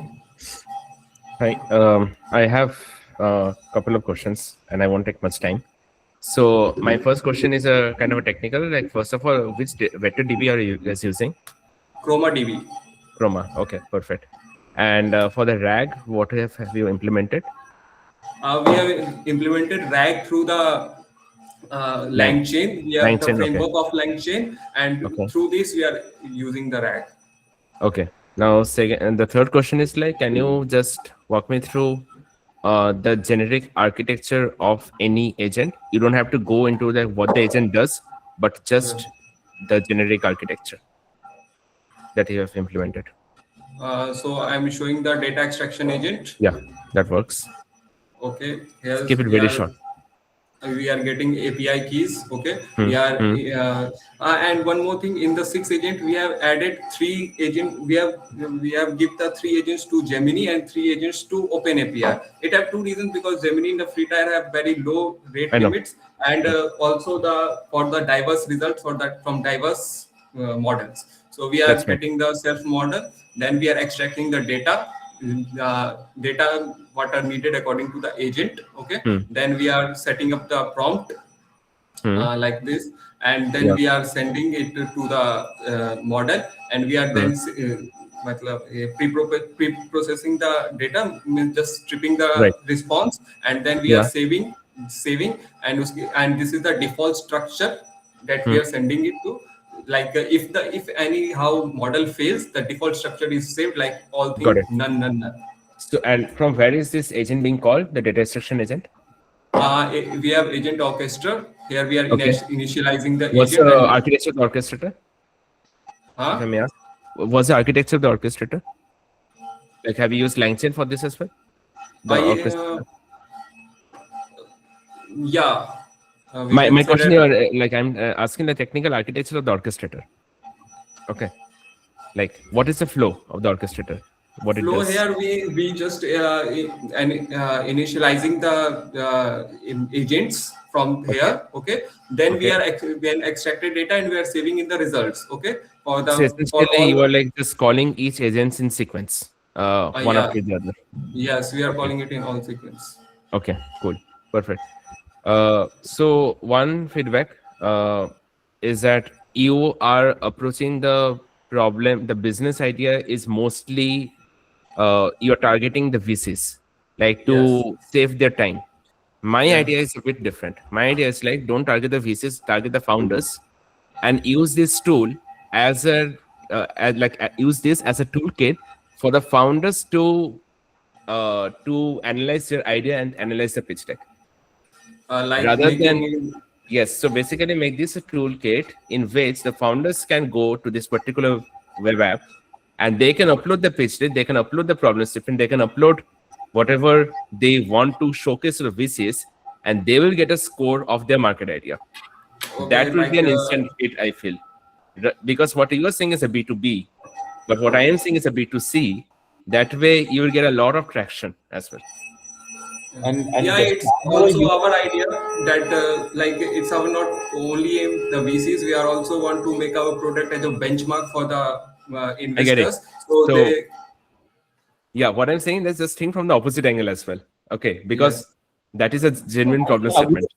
Avirup, I think they don't even have to choose, I guess. While you keep a silent B2B, while you can keep a silent B2B process on where somebody is going and pitching this to VC, but imagine your data gathering instead of you going into the ecosystem and let's say scraping Google for company A, company B. The company A and B is coming to you and uploading their pitch deck and telling you, okay, which are the companies who's even that's also our future scope. Like the currently VCs go manually through the pitch book crunch basis. They have APIs, but they are paid. So when we have money, we will call their APIs. So there we have the large database of all the pitch books. No, I think what Avirup is saying is why instead of that, there is a user interface that the companies are uploading. So instead of like let's say company A wants to evaluate their startup idea, benchmark it against competitors, global, Indian, how much money has been raised by these group of companies, right? Like imagine quick commerce is not there and somebody is just planning Zepto, and the moment they upload the Zepto pitch deck, you are telling them that globally DoorDash is maybe doing this, maybe some other companies are doing it, and that information to the founder at a very early stage is what Avirup is talking about. Very important, and trust me, it's people will pay for this. I'm not even joking. Thank you, sir. Thank you so much. A lot of money for this. Thank you, sir. No, one ending question. I have one really bad question. Okay. So the question is like, suppose if your system rejects one startup, with really less score, right? and later on that startup becomes one unicorn. How will you explain that failure? Will you consider this as your failure, or is it the user's failure, the VC's failure, or is it is your system's failure?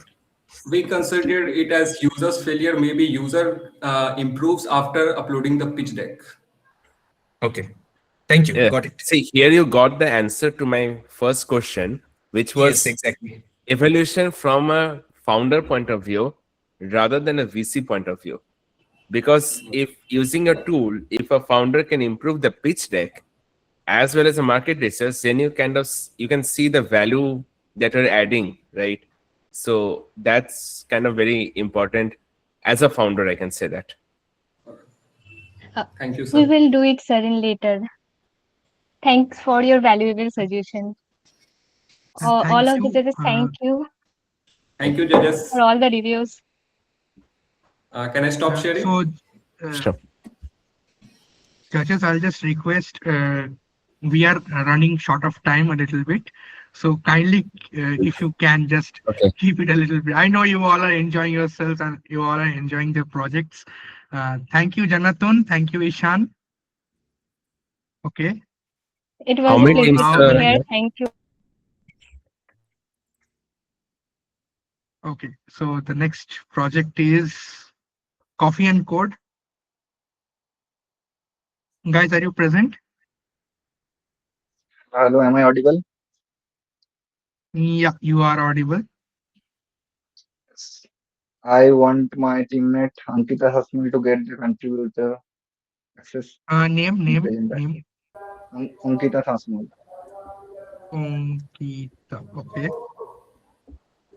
Okay. She already has the contributor access. Ankita, are you here? Yes, yes, Anuragda. Kindly turn on your camera. Okay.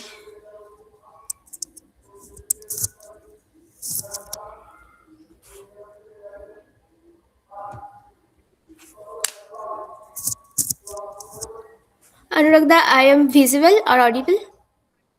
You are audible, but you are not visible. Oh, sorry. Oh, wait.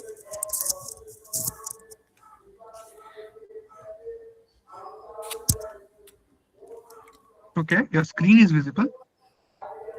Yeah. Alright, I'm Okay, that's presenting. fine. Oh, Okay, it's fine. Yeah. So I'll start the timer now. I'm starting the timer. Yes. Yeah, 5 minutes. Go ahead. Good afternoon, everyone. We are really excited to be here. Myself, Somadhi Maiti, leader of Team Copy and Code.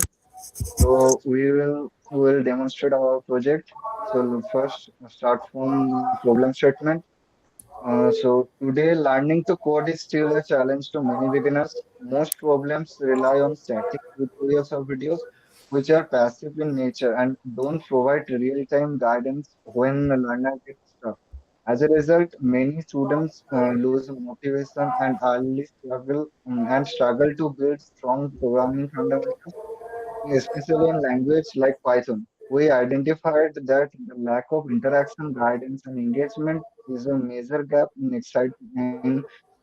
existing learning platforms.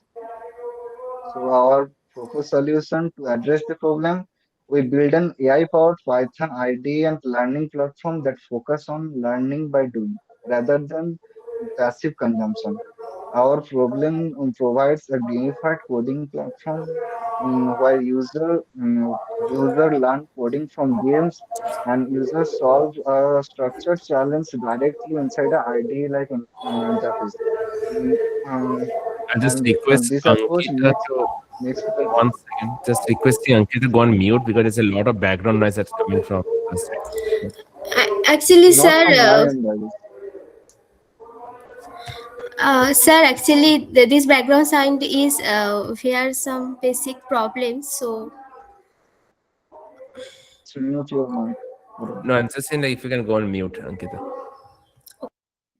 Yeah. Thank you. Okay. So our platform provides a gamified coding environment where users solve structured challenges and learn coding from games. Instead of simple showing a correct answer, our AI mentor gives a hint that helps the user to solve the code, not just the answer. our aim is our aim is mm, to make it more accessible and enjoyable for the beginners. By combining gamified and guided AI feedback, we encourage consistent practice and deeper understanding for concepts. And now that we have explained the idea and motivation behind the project, I'll hand over the demo to my teammate Ankita, who will walk you through the live working of the platform and show how user interact with it real time. Over to you, Ankita. Uh, so Ankita, please go. yes. Hello everyone, myself Ankita Saswal. Now I will demonstrate the live instruction of our Gamic Field Python learning platform. So first of all, I will Please share your screen. Actually, screen yes. is missing. So first of all, I will demonstrate the sign up page, and this is our landing page, and I click this sign up button. Okay, and here this is the sign up page where user can enter the basic details such as name, email, username and password. So here I am entering my name,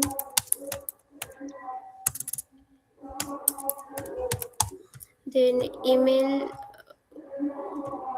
also, then username, then also enter the password, then also confirm this password. So and then click the create account button. Just a minute.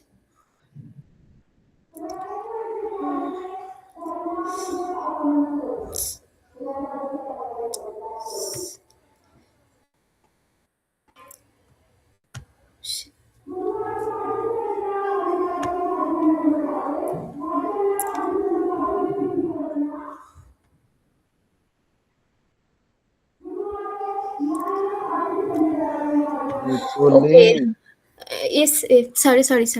Okay, this is our main dashboard page in Gamifield Python learning platform, and in this dashboard there are three main key sections. First one is challenges, and second one is IDE, and the third one is the game lab. Okay, so I click on the IDE button, and here this is our main IDE page where user can write the Ankita, code. your time is up. Please wrap up. Okay. Yeah, just go through it a bit quick. continue. Okay. Where user can write the code in the real way. So I can write a basic code like,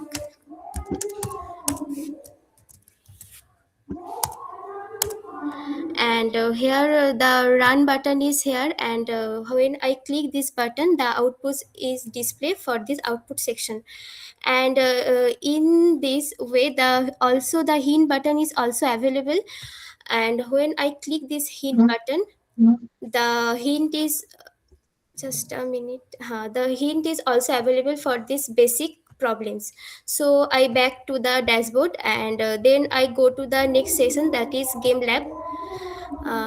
Okay, so this is the game lab page, and there are three game which is based on Python. The first one is play quiz based games, that the question is basically based on Python, and the question has multiple problems. So then back to the next play button, and then this is a target based game, and when I click the shuffle button to rearrange the target program, so this is the game. And the third one is the racing game, which the user can solve the one problems, and then by racing the car, the user can uh, quickly solve these problems to race against the AI car. So then back to the next then back to the dashboard, and then go to the challenges page. And in this page there are some basic problems which is based on Python, and also there is available on run button. And then there is a first question which is checked even or odd. And then when I click the run button, there are 4 output is available. So after completing all activities, I can back to the dashboard, and then I can see the logout button at the corner. Then I click it. Then my problem system is end my session successfully. And thank you for it. Okay. So that completes your pitch, right? Yeah. Yes. Next, you will show your code base. So I'll start again a 2-minute timer. Yeah. Okay, Ankita, I will show the code base. So Ankita, Yeah, please go stop ahead. your screen.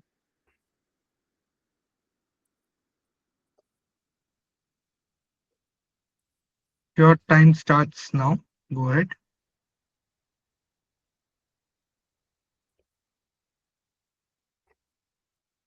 Okay. So this is our repository. So where our project is divided into 2 sections, like one for front end and one for back end.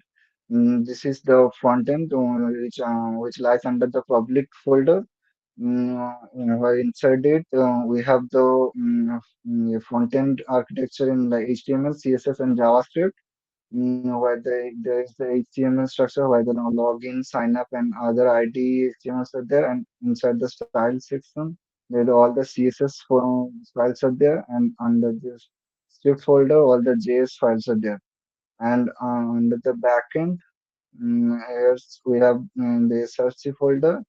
We have our main server, which is server.js, and it controls all our server like authentication, login, creating JWK token, and saving to back database. For database, we are using Firebase for our for storing our user details and fetching the details from there. And for our Gemini API, we are implementing the function here inside. And for login and authentication also. And that's it.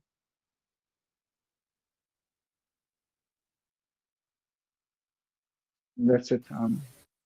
It's an Okay, question. so you are done with your code base review, right? And just leave it open, leave it open. I'll stop the Yes. timer.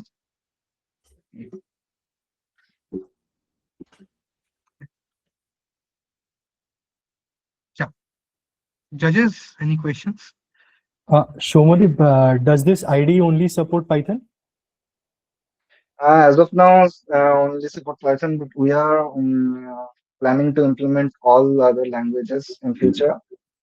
As there was less time, that's why we are choose Python. Like it was easy for to implement. That's why we choose Python. In future, we are planning to implement for the all languages. So are you using the like all the execution of whatever is being written on the ID? That execution is happening where exactly?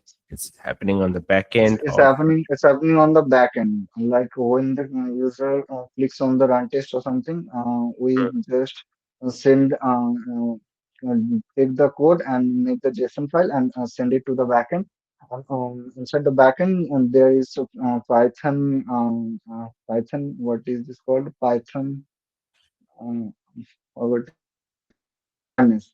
And so we are just making a Python file in the backend and running the Python file and checking the output if it is correct or not, and checking it, then giving as it is at response like you are completed the pass the test or something. And okay. for the ID, it is running on the server only using the PyOD. For the challenges, we are implementing it on backend, but for the IDE, we are just doing it on the UI. But we are planning it to implement it the backend later on. Can you show me where you are implementing it on the backend right now? For which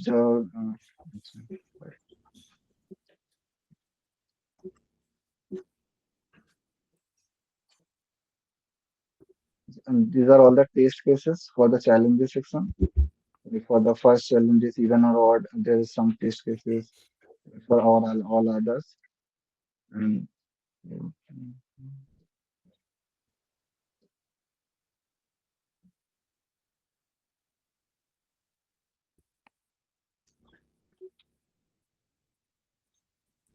Okay. yeah, we're building a Python harness and making a Python file and then running it and then getting the output.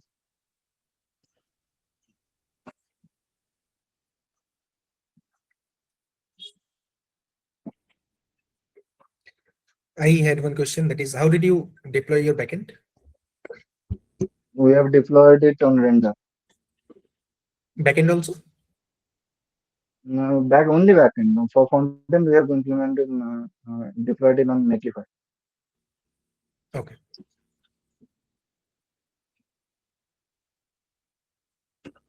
Okay.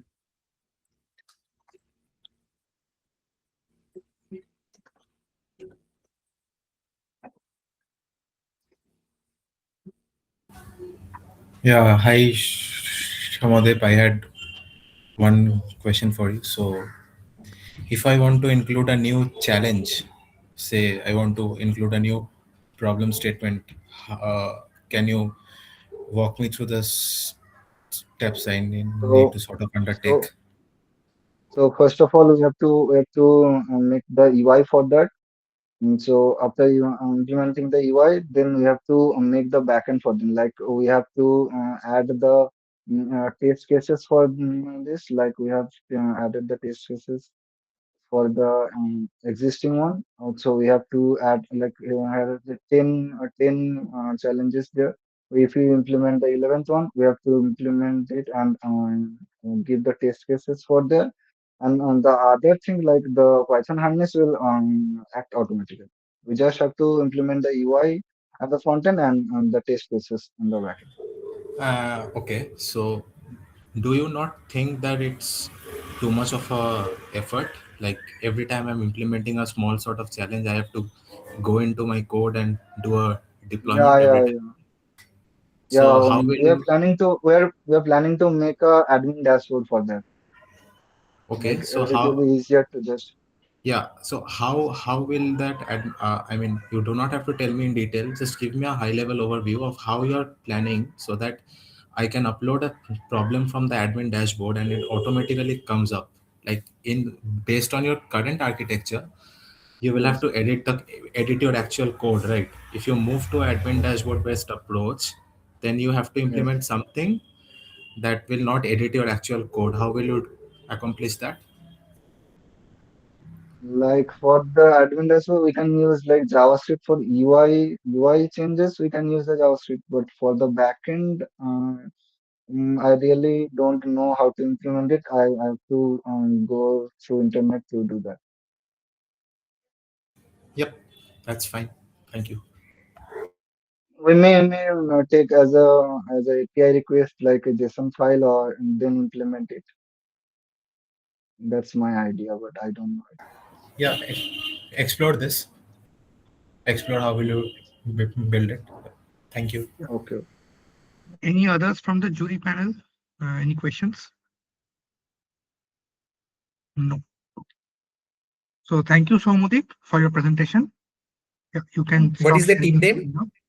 Anurag, what is the team name? Yes, just Coffee stop and code. presenting. Coffee and code. Yeah. Coffee and code first. Okay, sure, thank you. Yeah, okay. Now the next team. Parallel Minds. Yes, am I visible and audible? Yes, you are. Please give contributor access to Rani Bhattacharya. Okay. Rani Bhattacharya. Yeah, she has been sent the request. Yeah, she has the contributed access now. Rani, are you here? Yes, thank you. Am I hearable Yeah. and audible? Sorry, audible Yes, and yes, absolutely. okay. Yeah, it's okay. It's fine. It's fine. Okay, so who will present? I will present. Go ahead.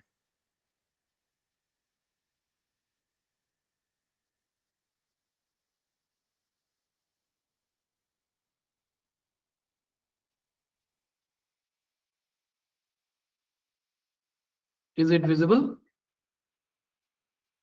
Yes, it is visible. I'll start the timer.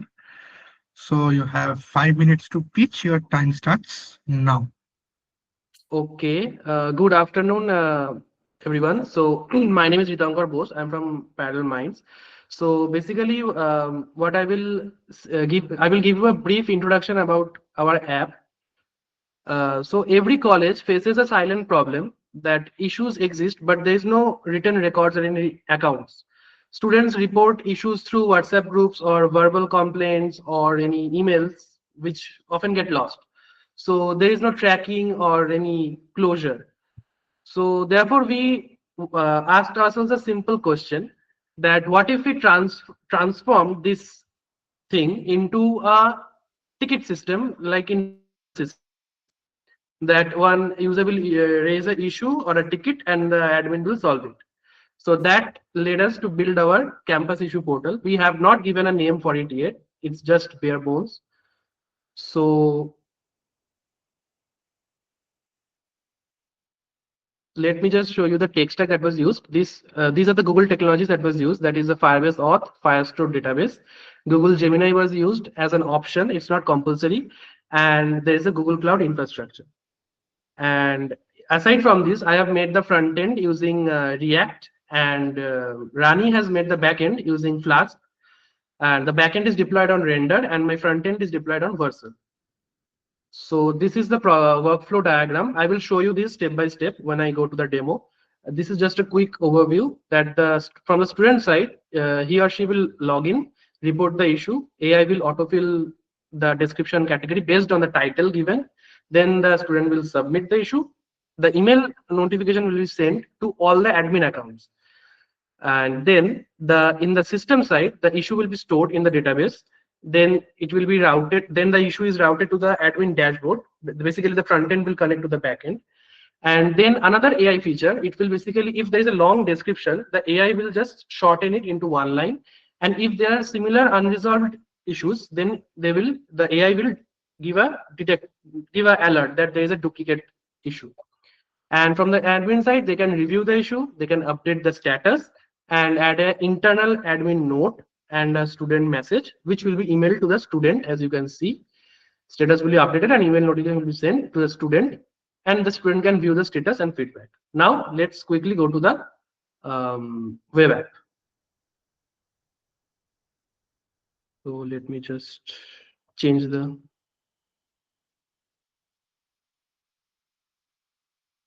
is it visible, the web app?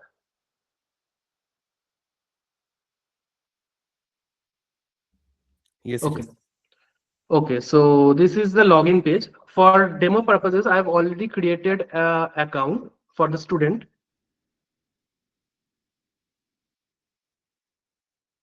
This is a college email.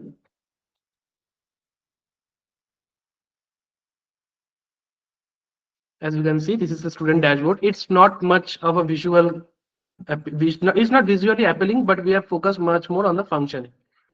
So this is the student profile page. We have yet to do work on it. Let's straightly go to the report new issue button. So I will just write a issue here, like the projector is broken. And I have two options. Either I can manually type it, and for the lazy people, they can just generate the details with AI. So this will automatically get filled. Automatically, this category and severity will be done. And I can just give the location or the room number. For example, my classroom is 112.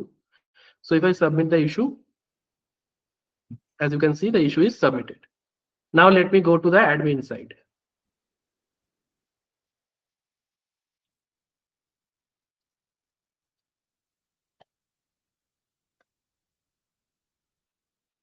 So this is the admin dashboard, same as a student dashboard, just there is a table.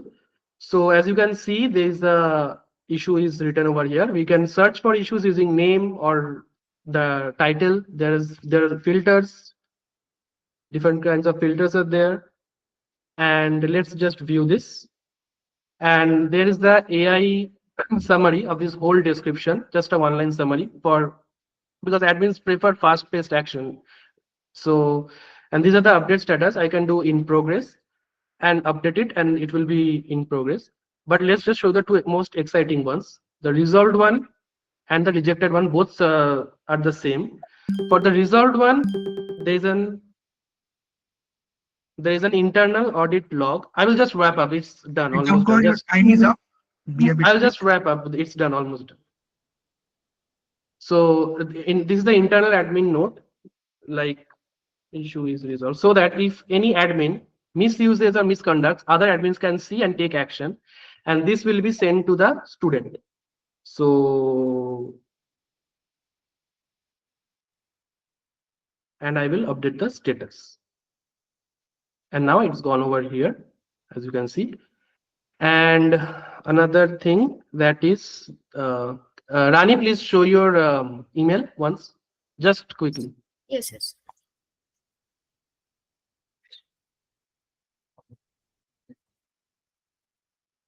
As you can see, the email has reached the admin. New campus issue is reported. The projector is broken. The category is classroom, severity medium, location 112. Description, as you can see, AI generated description, and that's it. And let me just refresh it. Yes. And the message with the admin sent is in my inbox now, which the admin has sent, as you can see. So this is the complete workflow of our app.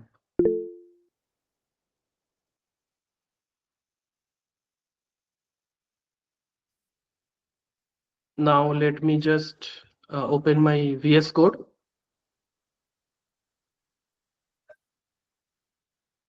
Where is it? Yes. Is it visible? Okay. Yes, yes, yes. It is visible. Okay, so this is my the code base. So basically there are two folders, the front end and the back end. Let me just quickly go through the front end. So these are the main pages: admin dashboard, which was for the admin table that you just saw. This is the admin profile, which I didn't show, but it's basically like a student profile. We will add an admin panel later in a future version where the admin can decide whom to add as an admin or who will stay as a student. Authentication will begin from this file, login. And if there are any new users, they will go to register page. And this is the report issue part where the user will report the issues. This is the student profile, same. And this is a temporary fallback page that we had made. If we are constructing something, then we can just shift to this page so that like they will see that the page is under construction. I will not visit that feature. So this is the front end part. And going to the back end, we have the AI. We have done prompt engineering here. These are the three AI features: duplicate issue detection, the one-line summary, and the autofill issue. These are the three AI features. This will connect to here. AI routes means AI routes will connect to the, I was saying the opposite. AI routes will connect to the Gemini file, and then that will return as a JSON to the to our web. There's also the auth, which is handling the, which is Firebase auth is doing. There's a database for Firestore database. All the different methods are over here. This is the initialization for the service account and all. The service account key contains a lot of Firebase details. Then there is the auth routes for /register and /login. There's student routes for the my issues or get my issues report. All those routes are stored over here. And these are the admin routes: fetch all issues, email them, email the issues, like that. All those are stored in here. This is our utility package. In here there is the email service. Basically we have used SendGrid for this. We were using the normal HTTPS, which is the mail service, but that was not working. So we switched to SendGrid at the last moment. There is the email template that comes in the body of the email. Just wrap it up. Yes, and this is a role guard. This is very important because suppose a student mistakenly types /admin/dashboard, then the student can see the admin dashboard. So we did this so that even if the student types that in the URL box, they will automatically get routed back to the student dashboard, so that the students cannot see the admin dashboard and the admin dashboard is protected. This is also done here in the protected route.jsx. I didn't show you. Yes, yeah, protected routes are JSX. Double layer protection. And this is the app.py where the main Flask app lives. Yes, that's the most of it. Thank you.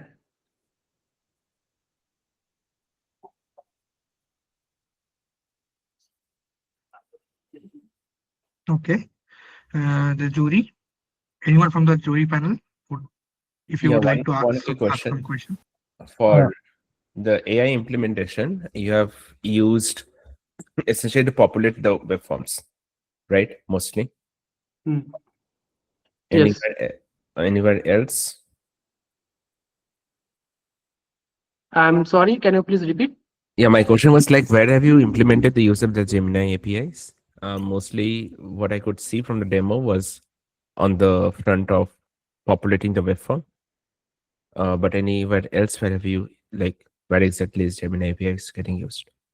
You mean to say where the Gemini API key and all those No, reside? no. I mean, where the AI is being used, like in which Oh, okay. sector? Yeah. Okay, so this Gemini.py file serves as a template where all the prompts are living for the Gemini to execute. And then there is the AI routes, which will connect to that Gemini file with the different functions like generate issue fields and the one line summary, as I have the 3 functions.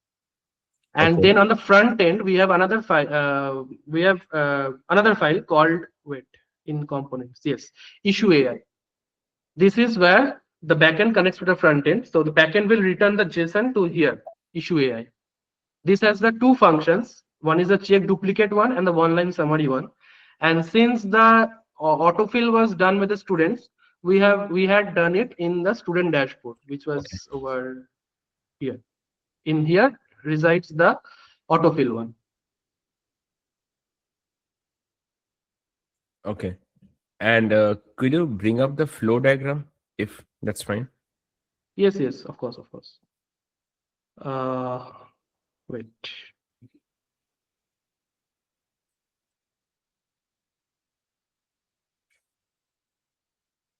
Where is it? Yes.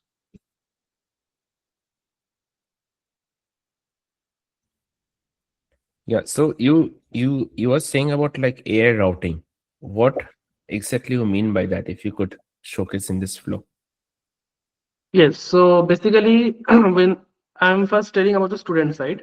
So first, when the student will type the title in the title field, so the title will go into that Gemini.py file. The title will be inserted there, and then the Gemini will work on it and then return a JSON format. Like in the category will be this, and the severity will be this, the description will be this. That will be returned by the AI routes. Means Gemini will connect to AI routes. The JSON then comes. The JSON will then come to the. I have a front end file called report issue.jsx. Right. The JSON will come there, and then the JSON is converted into the front end. Means the UI changes are implemented automatically when the JSON comes to the front end for the student side. And for the admin side, the same happens. Just no UI is changed. Just what Gemini has given, the direct text comes to the admin panel, that modal. Right. Okay, that's it from my side. Ritanka, just a quick question. How was the severity determined? I didn't see anywhere taking it as an input field, but it was written as medium somewhere. So how is that determined? Severity was given, I guess, but was it a front-end input? No, severity was also means given by Gemini. Gemini suggested the. So can you explain how is that getting determined? Yes, just let me share the code space. I feel like somewhere in the web form there was a severity, like while creating a ticket. Yes. While creating the ticket, did you take severity as an input? Severity was not taken as the title is the input, just the title. So then the AI will predict automatically. So then explain that piece of code a bit. Yes, sure.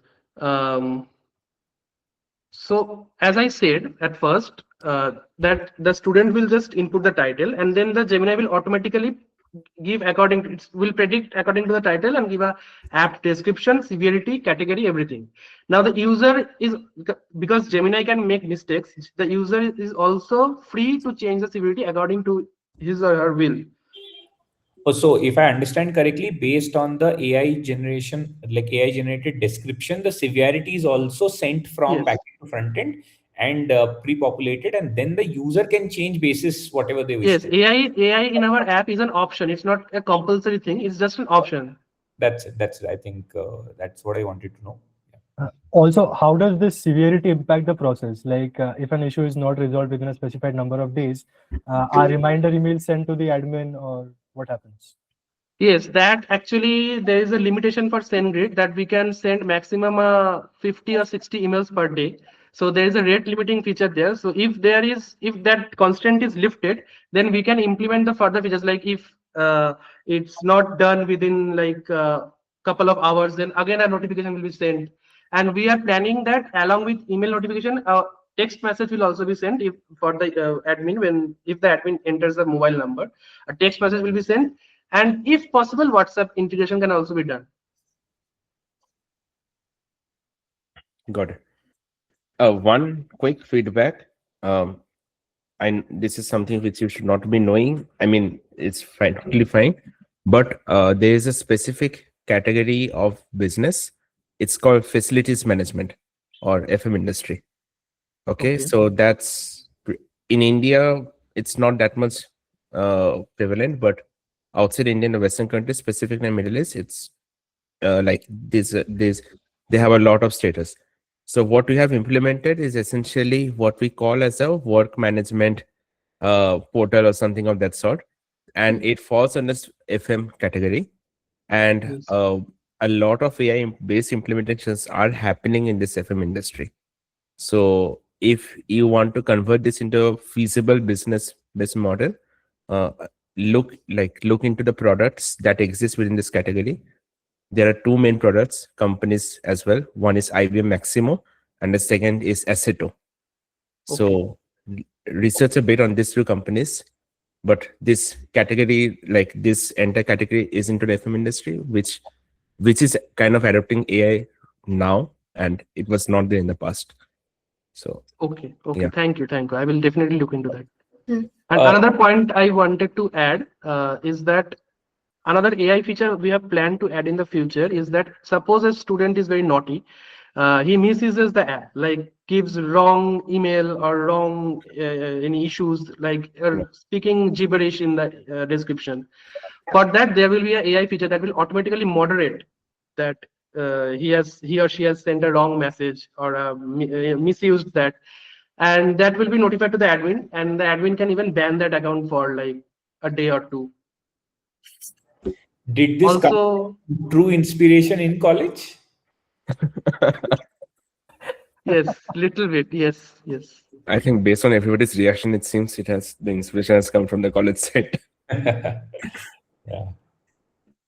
And also another thing I wanted to say is that the graphics may not look much right now because I have not focused much on the visual aspect. I have just focused much more on the functioning. But definitely I will learn more about Tailwind and React. I just know the basics. I will definitely learn more about that and then implement all the beautiful graphics and all that. No, I mean, Ritankar, Rani, to both of your credit, I think it was a very simple idea, but very well explained. Like both of you together explained it very well. Yeah. Thank you. Thank you so much. I hope, Julie, any more questions? No. Okay. Thank you. So you can stop presenting. Yes. Okay. The next team is Team Porix. Yes.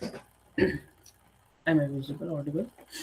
Yes, you are visible and audible. Do you want anyone with you? Yeah, I want Niaz Alam Varsi to have an access with the mic. Yes. Okay. Wait a minute. Yeah. Varsi. Yeah, he has got the access. Wait, yeah, now he has the access. Niaz, are you here? Yes, yes. Am I audible? Yes, yes, you are audible. Okay, so who will present? I will present and Okay, okay. just give me a second.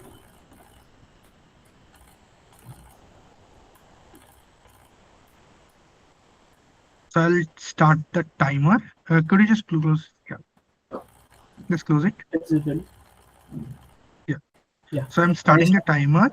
Your time starts now. Go ahead. Okay. So, good afternoon, all. I am Anil Khan, the team leader of Team Corex. Along with my team, me as a full stack developer, me as Alam Parsi as a UI UX designer. Oh, I guess you are not all audible well.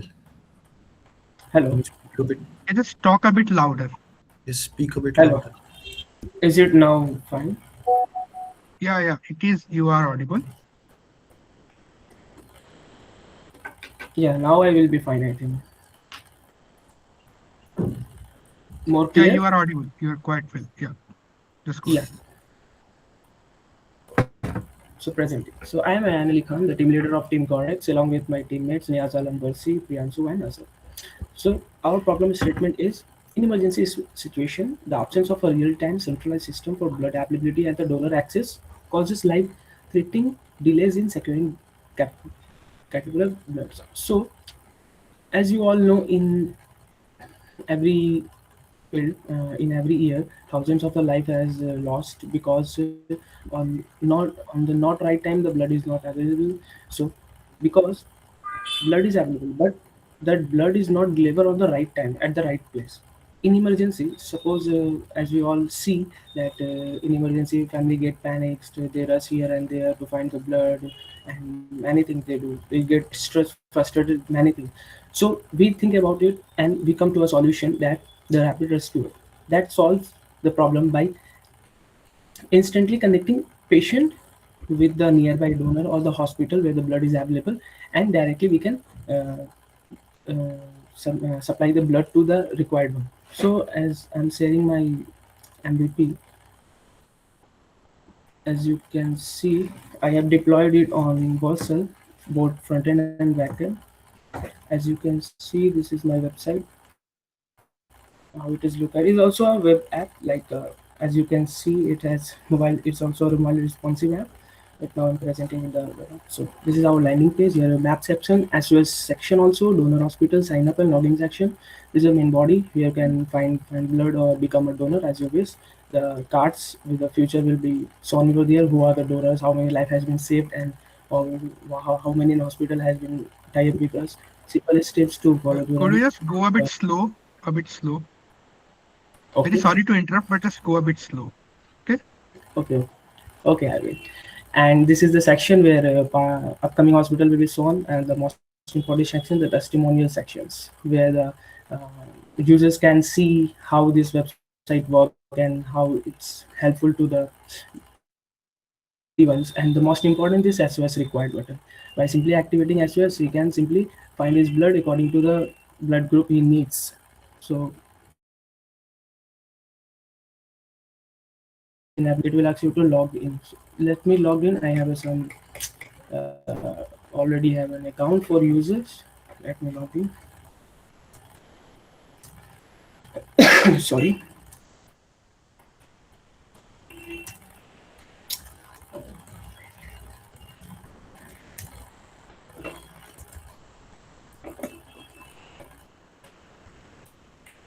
Also, we have a Google integration, means we can log in and sign up with the Google also. Yeah, as you can see, this is the user dashboard. It is so simple, not clumsy, no any headaches. You simply see the request pending, approved, or live saved in cards, and he has a map, which is the most important, that the if user get panic and he search frustration. In frustration, we know mind our not works. Our mind can't work anything. We just think a lot. So we just put a simple thing that we will display all the hospitals or the required blood banks in the near.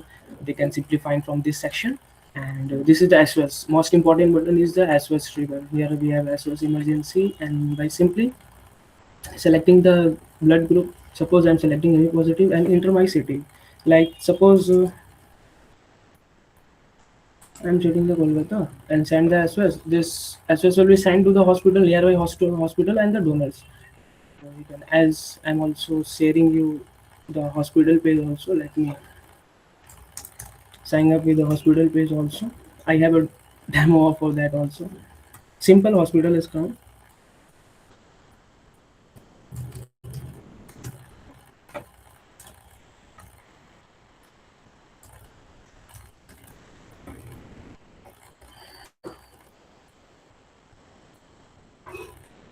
Yeah, as you can see, this is simple hospital dashboard where he can simply all get all the Yeah, be a bit quick now.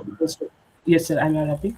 And this is the charts where he can see what the status of his hospital or entry stocks. He can update his stocks by updating, selecting all the numbers, how many blood banks he has, or accepting, rejecting. Suppose I'm accepting that AB positive from the hospital, then it will show the status as accepted or rejected depending on the what status has been chosen by the hospital or the donors. So now I'm going to my code base. As you see, I'm used framework as a React.js to build this website as a web app, and along with my Google Map integrations to track the locations of the user or the donors. As you can see in this folder, source folder, then app components for all the UI based hooks, libraries, types, whatever the schemas are we getting from the user, donor, or hospitals should be taken valid schemas. In app, we have an admin section with the admin page, which is route to the admin dashboard, which is in the component section. Yeah, as you can see, dashboard, we have an admin TSX. Here is the admin simply route. And another we have become a donor page, login, log out page, everything is there for dashboard. Each and every app is just for routing. And in components we have sorry, so we have a UI like availability toggles, how we are available the bloods, dashboard cards, who were the means. It will also it will represent what were the donors representation demo. If you say donor verification, we have the if suppose I want to become now donor, I have already signed in as a user account, but if I want to become a donor, then simply I can get verified by clicking this and by filling this form. That is, we need a generally genuine donor also, because blood is only taken if there is no any issues in the health of the donor. So this is for safety purpose. We can simply fill this form and become a donor as, and this Could check you mark just will go a be bit fast? I'm yes. sorry, but time is And run out already. yes, I'm this really is sorry to logout interrupt. section, Just go select roles, fast. and every navbar section is also there. This is recorded. Testimonial section where all the Just show the partners critical portions, okay? yeah, that's it. We are using Firebase for database authentication along with the Google authentication also. Firebase to store the data of the user, donor, or hospitals, and by using the API keys, authenticate domain, project ID, message, and etc. Whatever be the required for the database. That's it. So we are scoping in future to not just present the project also. We have to become in the real life saving system. Like if one life can be saved from this platform, then we also scale up our this website.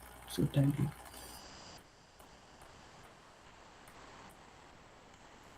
Okay. The Sorry judges, about. any question from the judges?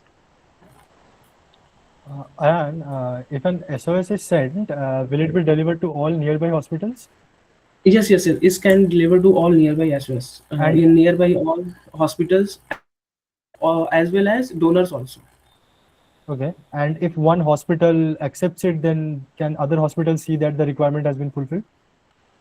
Yes. This can see the requirement has been fulfilled. The notification section, if anyone is accepted, along with the ID, as you can see, alert ID.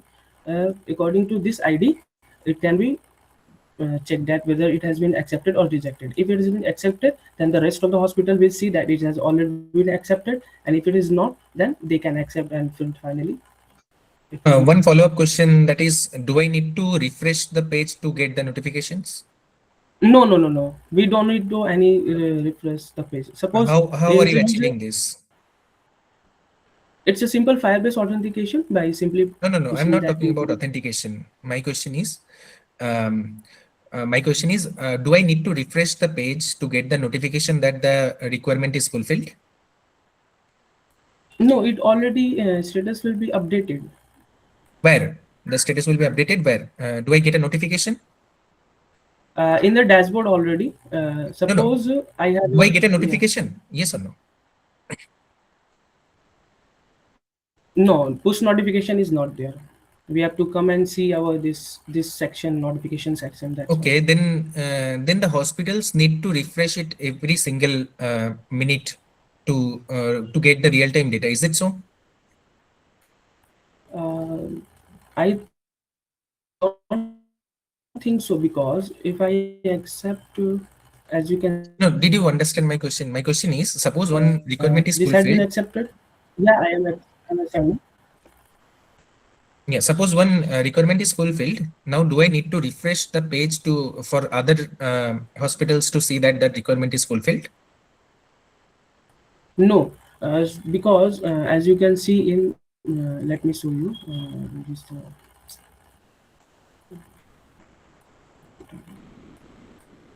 You can just tell me, Ayan. You can just tell me. Okay. Yes, sir. Yeah, we have integrated such a system that in each and every dashboard for the hospital or the donors, if status has been updated in the Firebase database, it's already been means override that the status has been updated, and it is directly fetched to the dashboard of the. Will it automatically get hospital. fetched, or do I need to refresh it? Yes.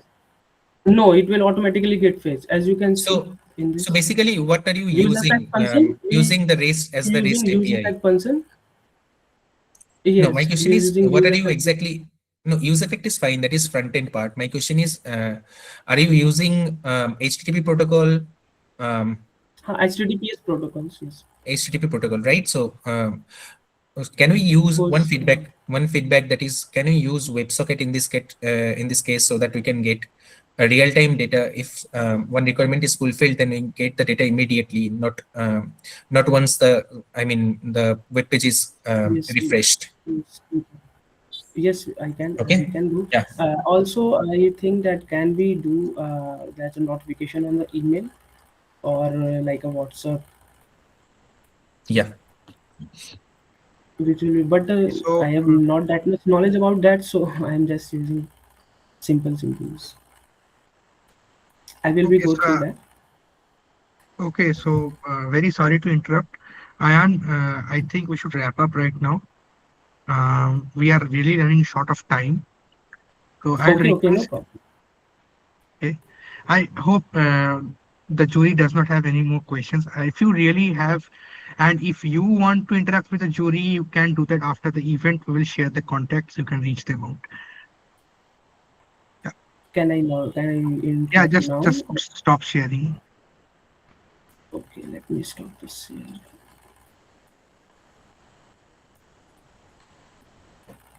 Yeah, the next team is newbies.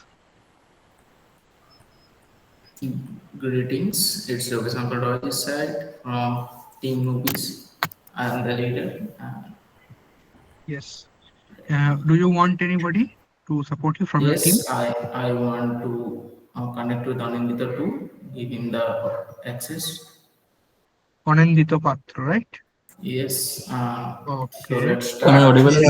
Already has the contributor access. Guys, I'll request you to please stick to the time limits. Okay. Please share your timers. Yes. Yeah. Okay, let's start. Am I audible? Greetings to the judges. Yes, you are audible, And Anindita. Good. your timer has been started. Go ahead. Yes. So our team's goal is to get into companies like big companies like MNCs. So build a solution. So our solution is to make a mock interview project, um, which will make a backend for your take inputs for your job role experiences and your technological stack, and gives you uh, a list of questions which you have to answer by correlating with videos and texting. You can answer it, but through video it will in future, in near future, it will judge you by uh, having a ML model in backend, and it will give you, after interview, it will give a detailed analytics about your all the answers you have given, and also give a score, and that's all. And how it is different from existing ideas, so it will give you personalized projects. The mock interviews for others are basically generic, and the board who we should take you we should take your interview is not personalized for you, for your specific job role. So how are we do it? And the technologies we use Google OAuth 2.0, not directly but through Clark. We also use natural language API, large language model API of Google, speech to text API, and use inbuilt Google Chromium voice engine for only for Google Chrome if you open it on, and Google Gemini API. And this is our flow diagram. This is our wireframes, how structure is made. This is our architecture diagram and proposed solution. And this is our snapshot of the MVP and future development scopes. Now, Anindita Patru will take on.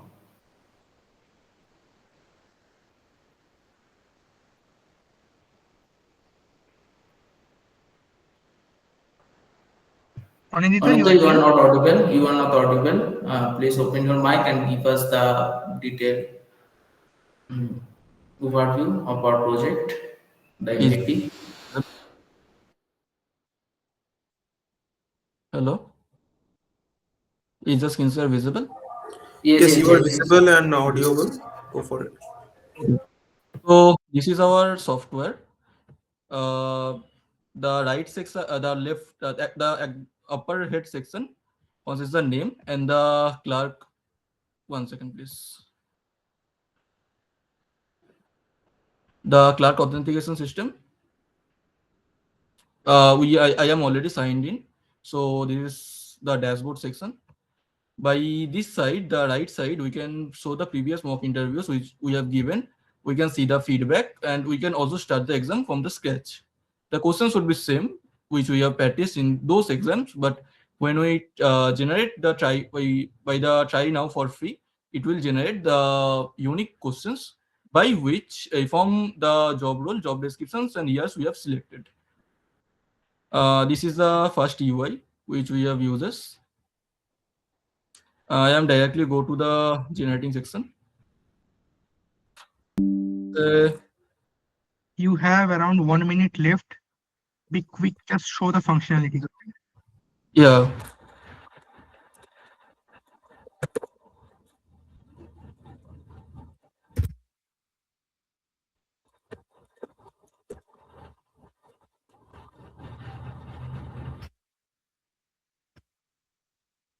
You don't need to write many things, just start the interview.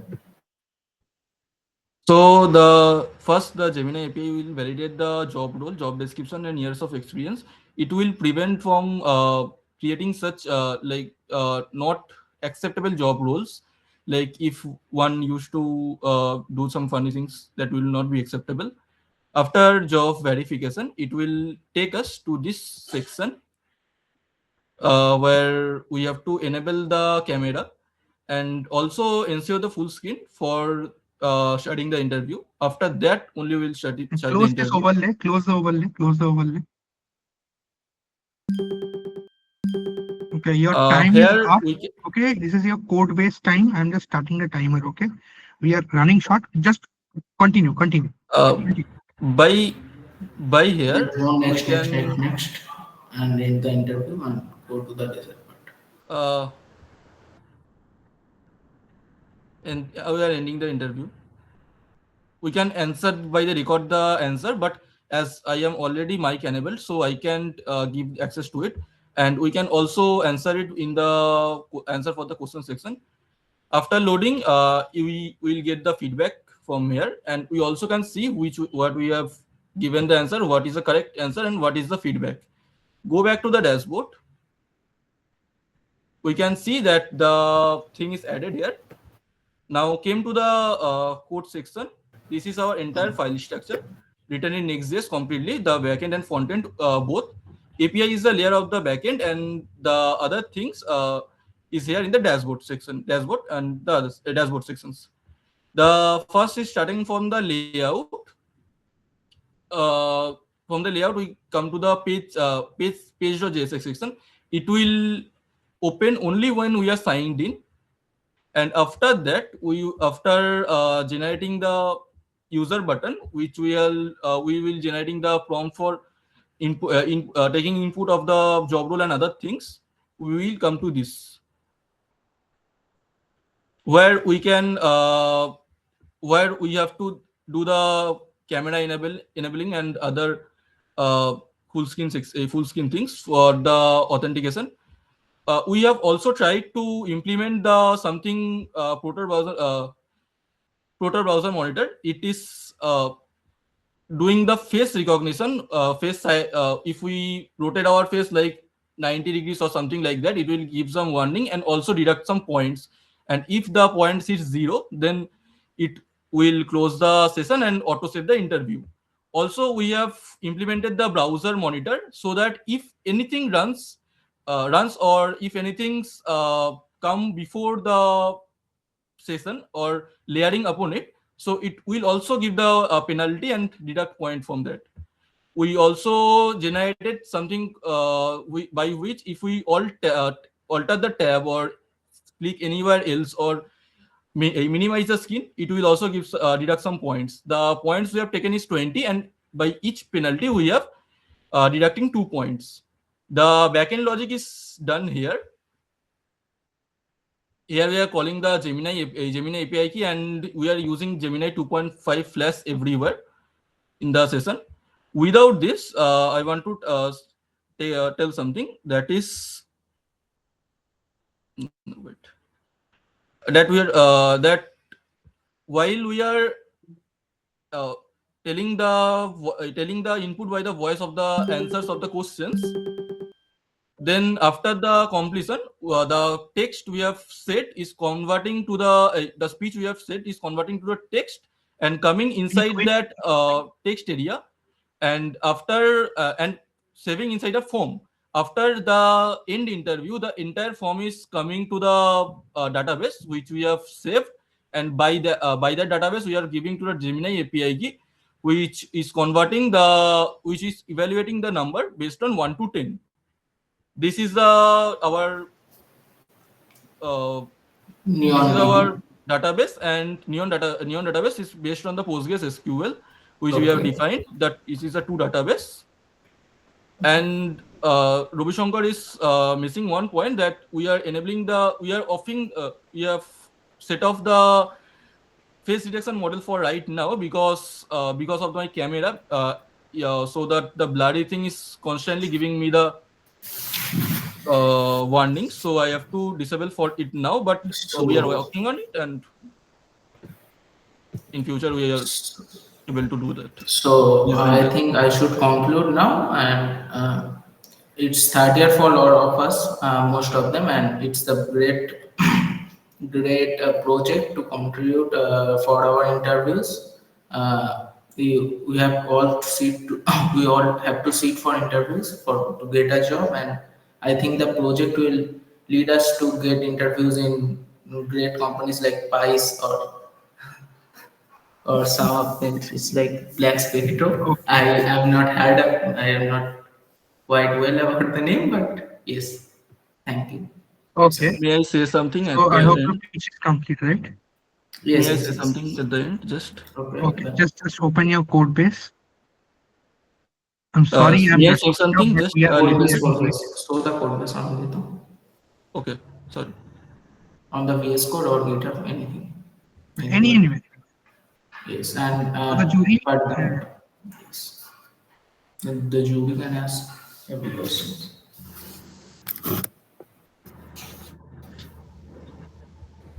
Yeah, hi team. Just for setting the context, if I understood it correctly, if I want to give an interview for a React front end engineering role, and the technology is Yes, sir. React, I will type that.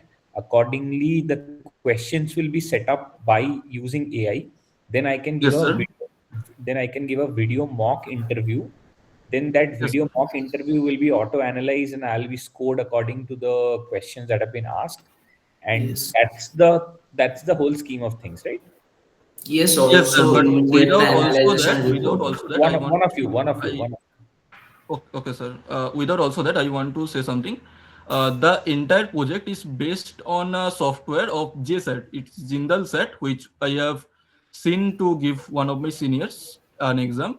So they are evaluating kind of like this. So if the head is rotated or the tab is altered and No, something no, like that, no, they are no. giving a penalty. No, no, no. And Let by me say. the okay, Let me say. Anindito, I Okay. don't Yes, need also. explain the Yes. corner cases, edge cases, penalty scenarios. I'm saying that okay, sir. the I am trying to prepare as a Python developer. I want to give up Mm, interview in some company as a Python developer. So okay. I am preparing on the mock interview side. So now I'll type Python, let's say Python developer as a role. I will give some experience and some essentially whether it's a beginner level, intermediary level, expert level. That's what you're, I think, Yes. by taking years Yes, level. sir. Questions will be set by AI. Is that what is happening? Yes, question will be Yes, set by sir. AI. Also, the evaluation will be done by AI. Your input will be taken by your voice. Okay, Mhm. then it will be converted to text and given to the API model. Mhm. Along with that, we will consider the in next update. We will consider your body language on everything. Hmm. If you are doing Got it. anything or you Okay. are suspicious or something like that, and also we will we are doing analyzation report and correct answer, what should be your answer and where are you missing at, we are doing that too, and that's all. Got it. Okay. Thank you. And Without that, there will be some. the questions Okay. are level from both from easy to the almost the hard level, so that every kind of questions can be scenarioed. The number of questions is by default 5 because of the numbers of request we can fetch from the Gemini API. From for now it's 24 or 30, I guess, for the free tier. So I have to limit the numbers for more Yes, testing. But the I have keys also tested are with very 13 limited, I numbers. think. So tokens number are very limited. If we add the pricing or like paid subscription, then we can add the more number of questions and higher type of security and those things. But the email model is already made, but needs some fixing and like great Without grading. that, So I with also that, trying to enable stop. the code section for like the developing section, the code sections where we can write the entire code and that could be evaluated at the end. So that will be more better. But I have already tested it, but it can't be like a code edited exactly because we have to change the entire UI framework then. Currently it is in the text area, but not exactly like the entire UI of lead codes or something like that. Got it. And a quick follow-on question that once the video is getting captured, so you are using like you're converting that video to text, and then you are comparing rest of the like No, your. sir. Actually, the video For is only for now, the face detection and the eye detection. And we are GT is also trying to detect any phone or camera like these stuffs. Like if this kind of thing popped up, then also get a warning or a big kind of penalty. But the entire voice is taking the input. Actually, we don't save Got or render the video actually on got it. because Yeah. that would be And against the privacy policy actually. So that's the main thing. got it. Okay. Okay. Any others from the jury panel? Any questions? Yeah, I had a quick thing to ask. Yeah. So, Please, Safita, you, please go ahead. yeah, you just mentioned that you were going to include something along the lines of body language in the future. So Yes, we sir. all we all know that interview is much more than just giving answers, right? It's about emotions and how you present your answers. Yes, So sir. Do you wish to like incorporate Sir, those things? I already like this kind of thing. I kind of like handle, like if we are breaking the voice in like some space, it could be changed by something like dot dot dot and something like that, so that we can analyze the sense or the time the person is trying to think and evaluating, or the how much the person is nervous. Everything is generating by AI, but we try to think that, and without that the body language about that, I guess show the camera module, but this is not actually kind of runnable. So but it is already made up, Yeah. like I had to run Okay. that. Yep. Understood. Thank you. Motion is sensed, Okay. but not exactly. Okay. So I hope any more questions from the jury? Okay, I'll take that as a no and I'll proceed. So thank you, Ravi Shankar and Anandito, for your presentation. You can stop the presentation now. Thank Next you. team is Very nice. Maruti. Yes, yes. My other team member is Mahmoodul Hassan. Okay, just a minute. Yeah, he has been sent the request for contributor access. So may I start? Yeah, proceed. Okay.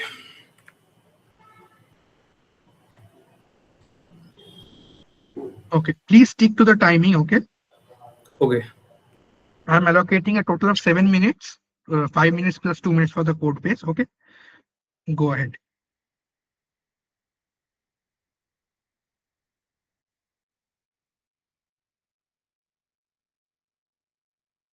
Please start. You're muted.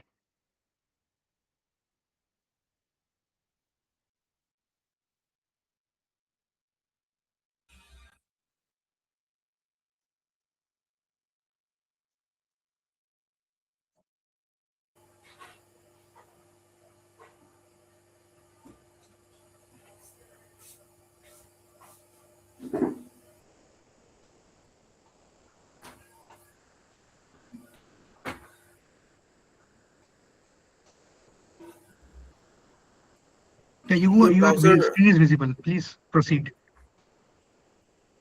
You are muted. I think you have an Avinish, you have an access issue. You haven't the mic access.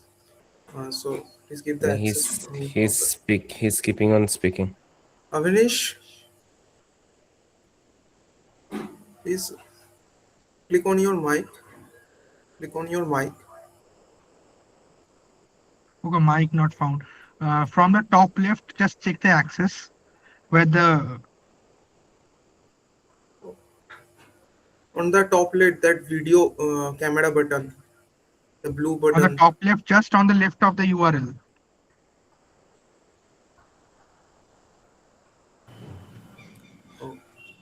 Yes, sir. Am I audible now? Yes. Yeah, you are audible. Please proceed. Hello, sir. Am I audible now? Yeah, you Yes. are audible. Please proceed. Close the window. Close this window. Open the presentation window and proceed. I think he's not able to hear us. Oh.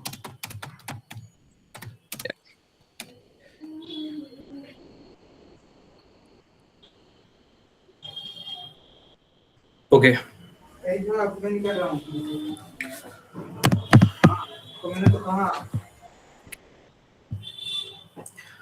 A very good afternoon. We are Team Maruti and our project is called Vani.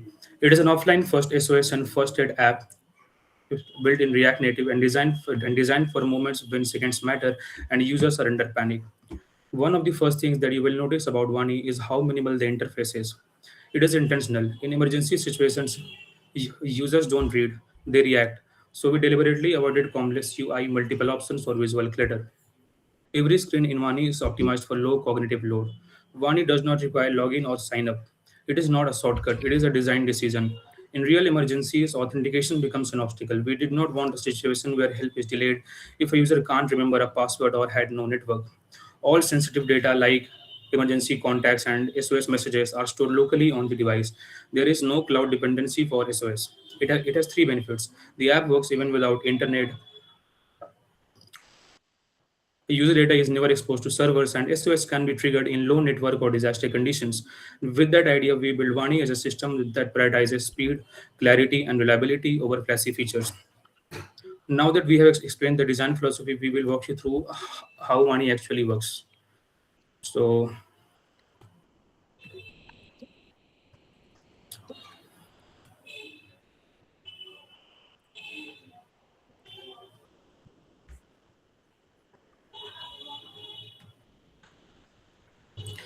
in the home screen, Vani shows a list of some common real-world emergencies so that in panic situations, users don't have to search, type, or think about what to ask. Once an emergency is selected, Vani provides audio guidance. This is first aid. In high-stress situations, the users may not be able to read continuously or keep their eyes on the phone. So audio allows Vani to guide the user hands-free. Vani also supports multiple languages that can be changed instantly from the top bar. Both the text and audio adapt immediately.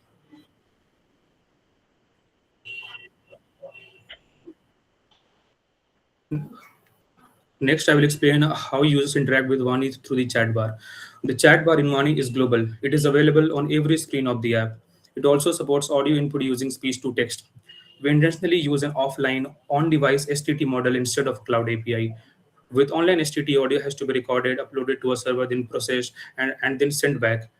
It introduces delay and depends on internet quality. So we use Pico Voice Leopard, which runs entirely on the device and works offline.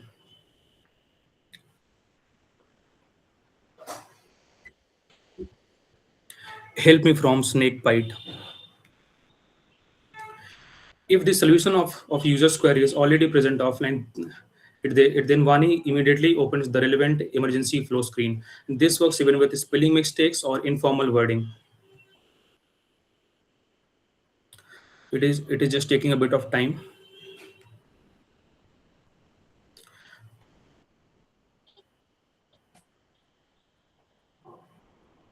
Now, if the user explicitly wants an AI generated answer, he can use the /AI keyword. Like if I ask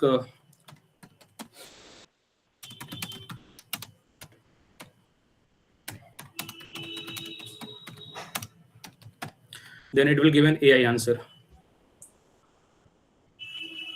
When AI is used, it responds in two ways. And for general health or informational questions, the response is in plain text. Like if I ask, what is blood pressure? So it will answer in plain text. And for active and for active emergency situations, the AI provides a structured action-oriented response. Like if I ask, help me from heat stroke. So it will give the answer in step-by-step format. We strictly restrict the AI to only health, emergency, and safety-related topics. If a user asks anything outside the scope, the AI does not answer the question and returns a fallback message. Like if I ask, who is MS Dhoni, it will not answer the question. The AI is also prevented from diagnosing conditions or prescribing medicines. It cannot suggest drug names, dosages, or treatment plans. If I ask, give me medicines for fever, it will not give me medicines.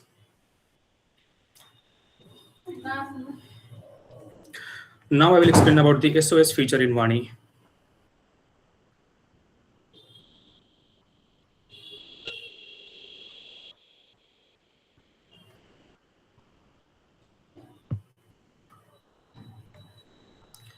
Users can add up to 3 emergency contacts. And Vani automatically checks for invalid and duplicate phone numbers. Like if I add just a demo number,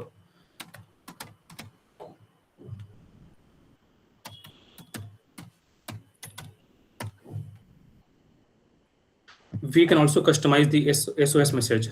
Even if the user clears the message and saves, Vani automatically it falls back to a default message. It ensures that an SOS is never sent empty or incomplete. Now, when SOS is triggered, the app sends the message along with the user's live location via SMS, and the entire SOS system works offline.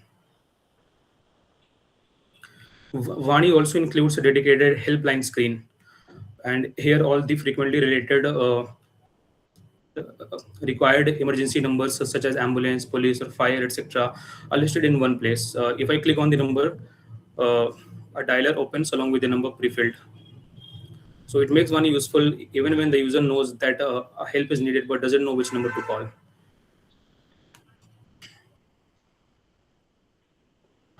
All these relevant features can also be accessed from the sidebar.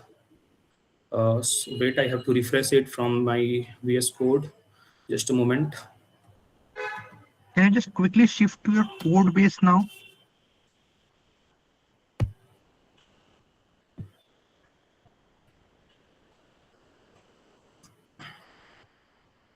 So yeah, all the relevant features can also be accessed from the sidebar. In conclusion, Vani is designed with an offline first mindset. By prioritizing on-device logic, audio guidance, and offline SOS, we ensure that help remains available even when network fail. So that's all from my side. Okay.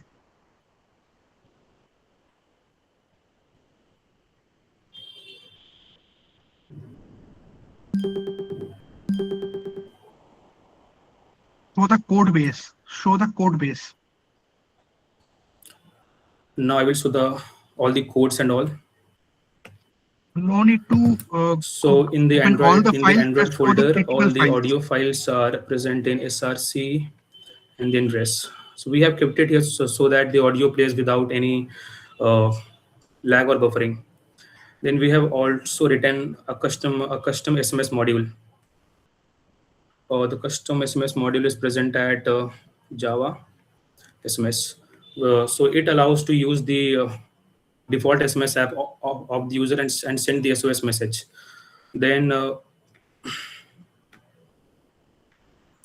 we have a SRC folder, have all our codes in the screens. We have all these screens like about developers page, AI response screen, or emergency flow screen, and the helpline screen, SOS screen, as well as the welcome page.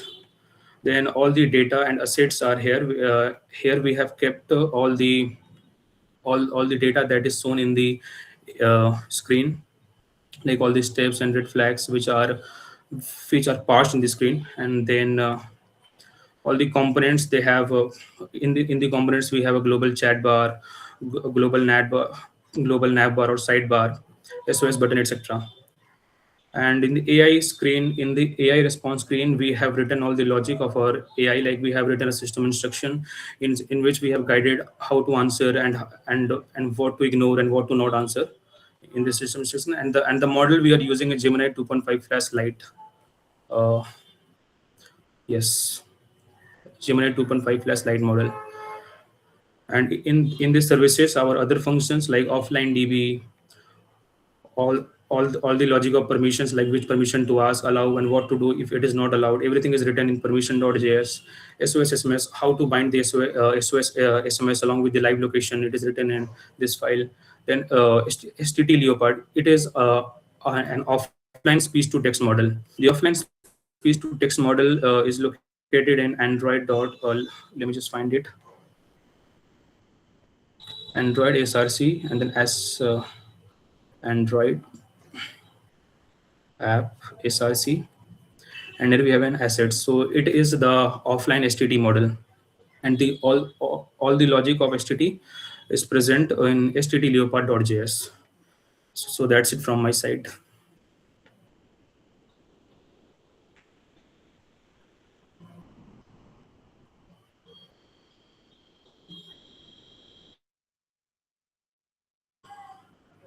Okay. So now I would request the jury if they have any questions. Yeah. Please keep sharing the screen, Avnish.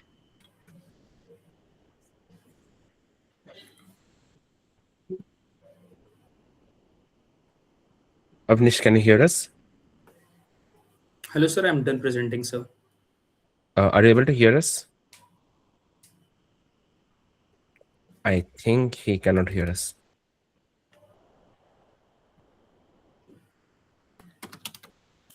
Am I audible? Yes, you are audible. Okay, I think he's not able to hear us. Yeah. Can anyone inform him? Where is his teammate? Yeah, Mahmudul Hassan, right?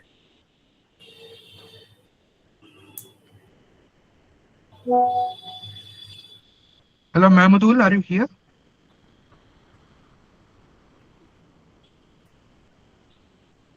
Mahmudul, are you here? Sorry, but sir, I can't hear you, sir.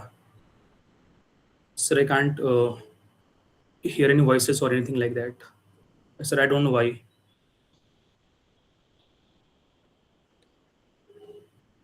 Okay, it is fine.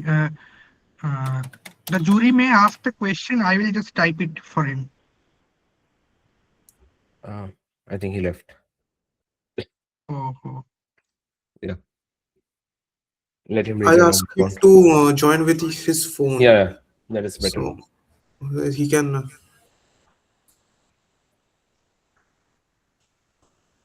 Okay.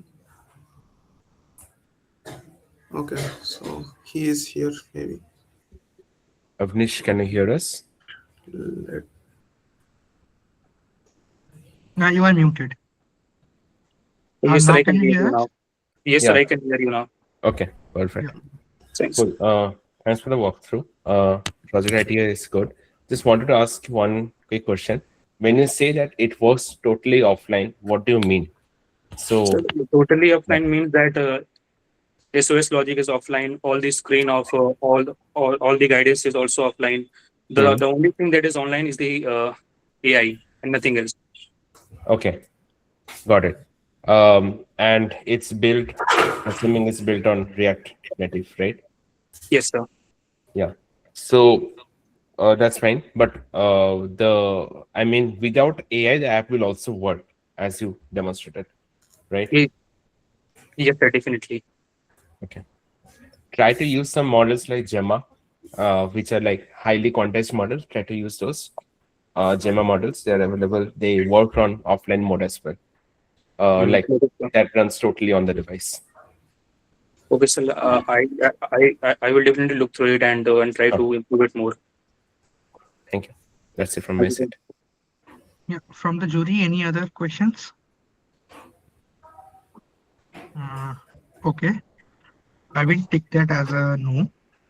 Okay. Thank you, Avnish, for your presentation. I can see you have already stopped the presentation, so that's fine. Now you can. Okay. Wait. The next team, Jal Rakshak.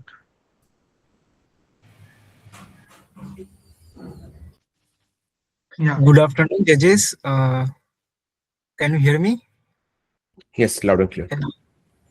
Good afternoon, Yes, judges. you are audible.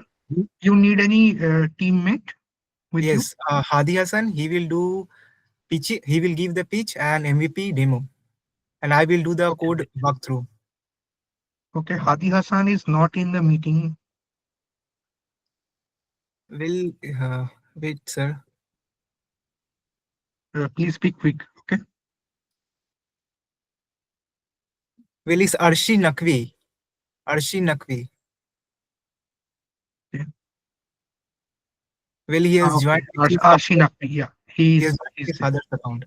Okay, so you have the yeah, access. he has the contributor access now. So Hadi, are you here?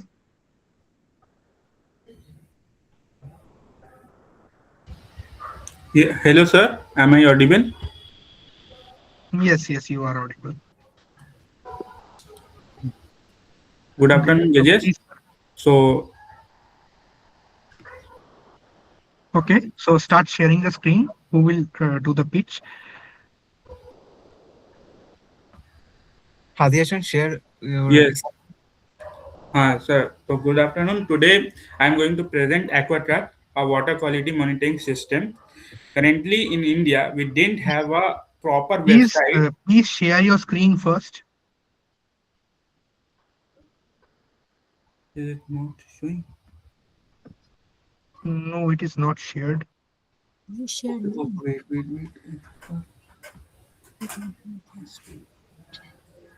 Yes. Is it now?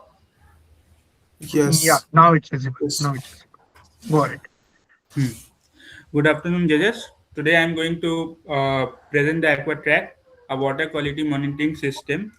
Currently, in India, we didn't have a proper website to check the water quality, and to verify it means a user cannot know the water quality of their local water bodies. So we make a website where the user can know the quality of water in their locality, in the local water bodies. So till now the data we have from the government of India and the state government, those are not in a proper means website form. They are stored in PDF, and they are not attractive for the user to understand, and they are in very complex manner. So but our website is very user friendly, and it can do multiple tasks. Like you can see the calculator one. You can see that calculator. um, how to go here?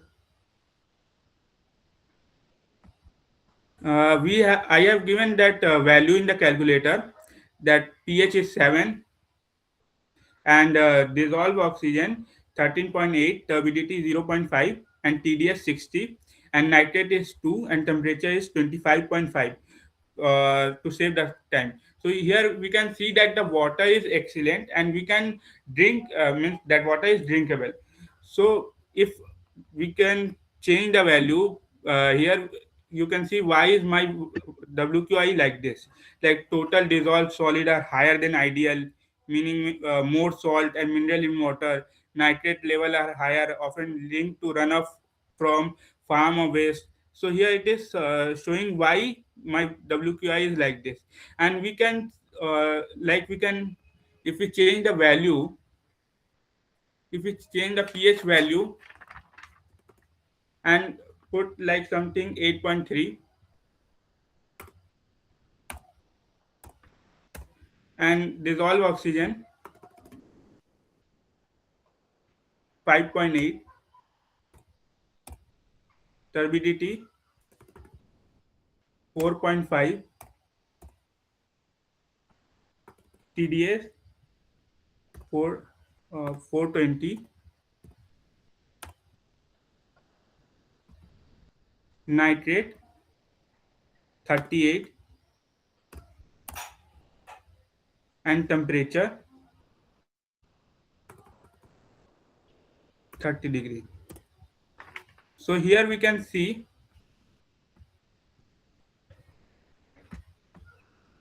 wait,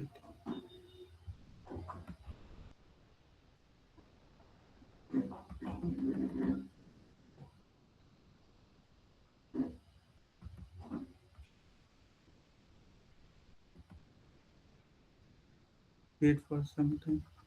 Okay, not refresh. So if we put that value, it will change this quality of water. Here it is, it's late. It is not showing now.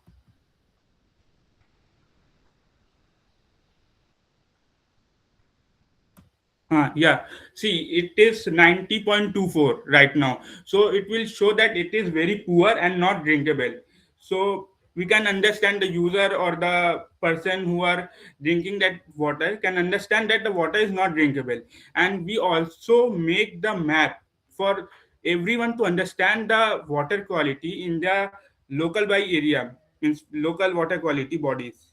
Like we can see here, it is, the blue is for good, and that orange is for that the water quality is poor, and for red it is very poor. And the user can understand from this that the water quality in the locality, in their nearest water body is uh, suitable or harmful for drinking. Like we have submitted a project on 31st, and we have seen, means why our website is necessary.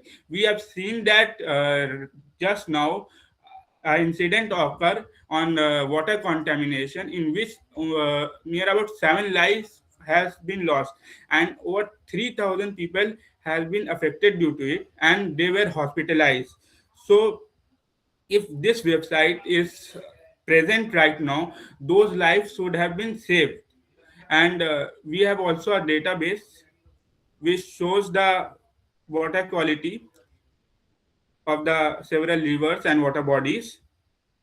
And we also have that chatbot where a user can ask question related to the WQI. Like I am asking what is WQI.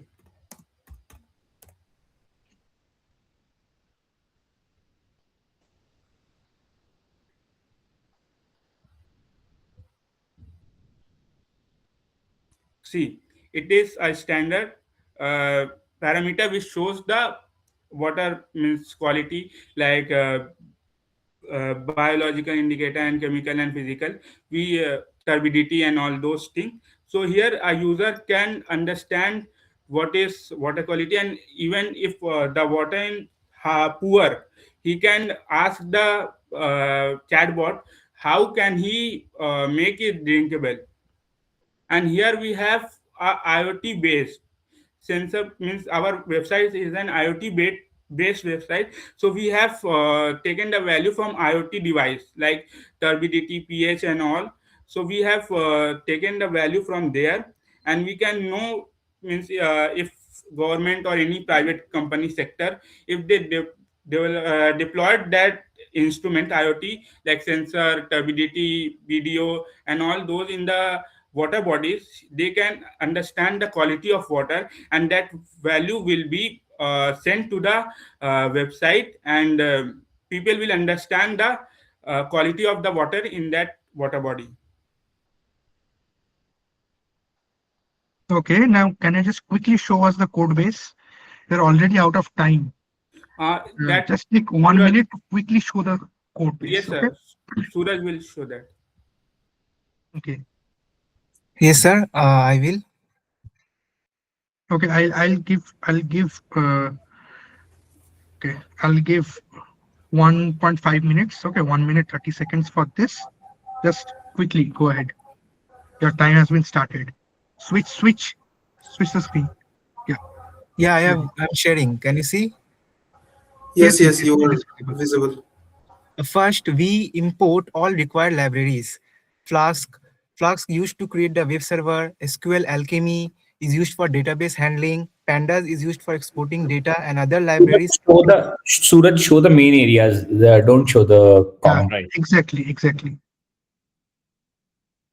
So where the processing is happening, where the data is being processed, the Yes. API requests are being sent and Our received. backend, yes, our backend logic is centralized in app.py, while UI, JavaScript, and styling has been separated in templates and static. Core functions like WQI calculation and status mapping are isolated and reused across APIs and pages. Okay.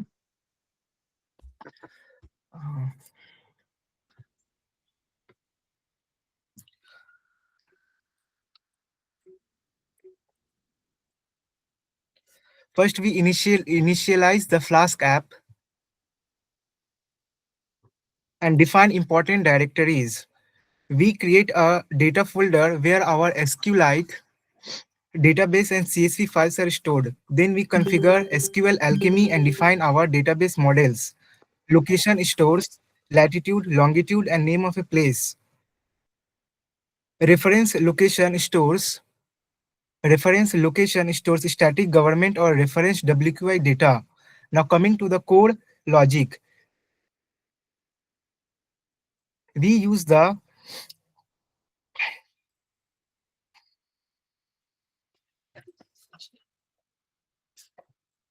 we use the weighted arithmetic water quality index method.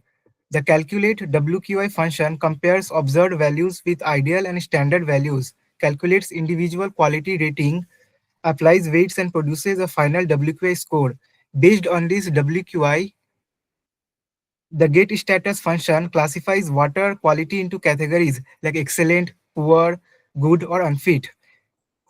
The application provides multiple routes: dashboard, map, chatbot, sensor and user pages, APIs for adding locations, submitting samples, updating data, and deleting records, a calculation API to compute WQA instantly, an export feature to download data as Excel or CSV, an IoT API that receives real-time sensor reading and stores them securely. Additionally, we integrate a chatbot using Hugging Face API to answer water quality related questions while filtering internal model reasoning. Overall, this backend handles data storage, WQA computation, IoT ingestion, map integration, and API services in a clean and scalable architecture. Okay, so I hope it's complete. From the jury, any questions? Yeah, I have few questions. So you mentioned that the data source, I think the primary problem statement, what you are trying to solve is where is the data getting collected from? See, website and all that is a way of displaying, right? So can you throw some light? You mentioned government data. You also mentioned if some private players install an IoT device. Yes, So let's get more on those two things. yes, sir. We are getting the value from IoT means if we install those IoT devices like turbidity, TDS, BDO means biochemical those things. So we can get the value from those sensor, which will give the data to the device, and those data will be stored in the format database format and in map also to show the quality of water body in that area. Means government can install, because we believe water rivers as our mothers. So we have seen that especially in the festival time, we can see that AQI, we have heard those things, that AQI is getting very poor, and we question government also, and government takes necessary step, but we didn't have WQI right now, so we forget about it. Only that festival time we know that our water bodies are getting polluted, but after that we were made to forget that that problem is still existing, and right now we have seen that incident also. A second Sir, question, you were telling from how we are getting the data from IoT. I have a video. You can see and understand. Can I play that video? All the whole IoT setup, because we have Well, I think the time will not permit for Yeah, that. You that's can right. share the video. I'll forward it to the Yeah. judge. Yeah. I think, and you also mentioned about government sources. So government, which I'm assuming, which means there is some sort of a mechanism, maybe IoT device, maybe some other mechanism by which government is procuring this data then, right? Right now government are not, means the current value we are not getting. Those values are stored in PDF format in government website, not website we can say, but they are stored in a handwritten document, and those are means once in a month those are checked, Got it. updated. Well, we have tried to make it user based, because user can manage and update it. That part is clear, because you know, right, that at a local level there are TDS meter, there is I think there are pH meters, there are basically all these things at a local level. People buy these things. I have it at home, a TDS meter where I keep checking my TDS. But the idea is that how do you, what is firstly the source of the data? So a source of the water, I mean, am I taking it from tap water, after RO water? So that is one. And second is like, you know, how that is then going back to a centralized system which people can have access to. I think these are the two separate things you're saying, because you're right that MP, whatever has happened, that is still using this solution. What you are proposing, it will still be very reactive. I think unless Right. you get very proactive, that when it is occurring or about to occur, we have to stop it, not when it has occurred. So that I think is like, but good thought process. I mean, at least the idea wise, I would say very like a Right. problem statement. But yeah, that's I have one feedback and a question to the team, and I won't take much time. And that is like you are saying about like IoT sensors and devices, and I'm not asking you to showcase a video. I'm just asking like how are you getting the data? Like, are you saving it somewhere, or you're passing it to any platform? Like, what exactly you are doing? Like, are you just simply recording the raw values from the ESP32 and saving it as a CSV? Or are you just sending it data to an IoT platform from the ESP32 module?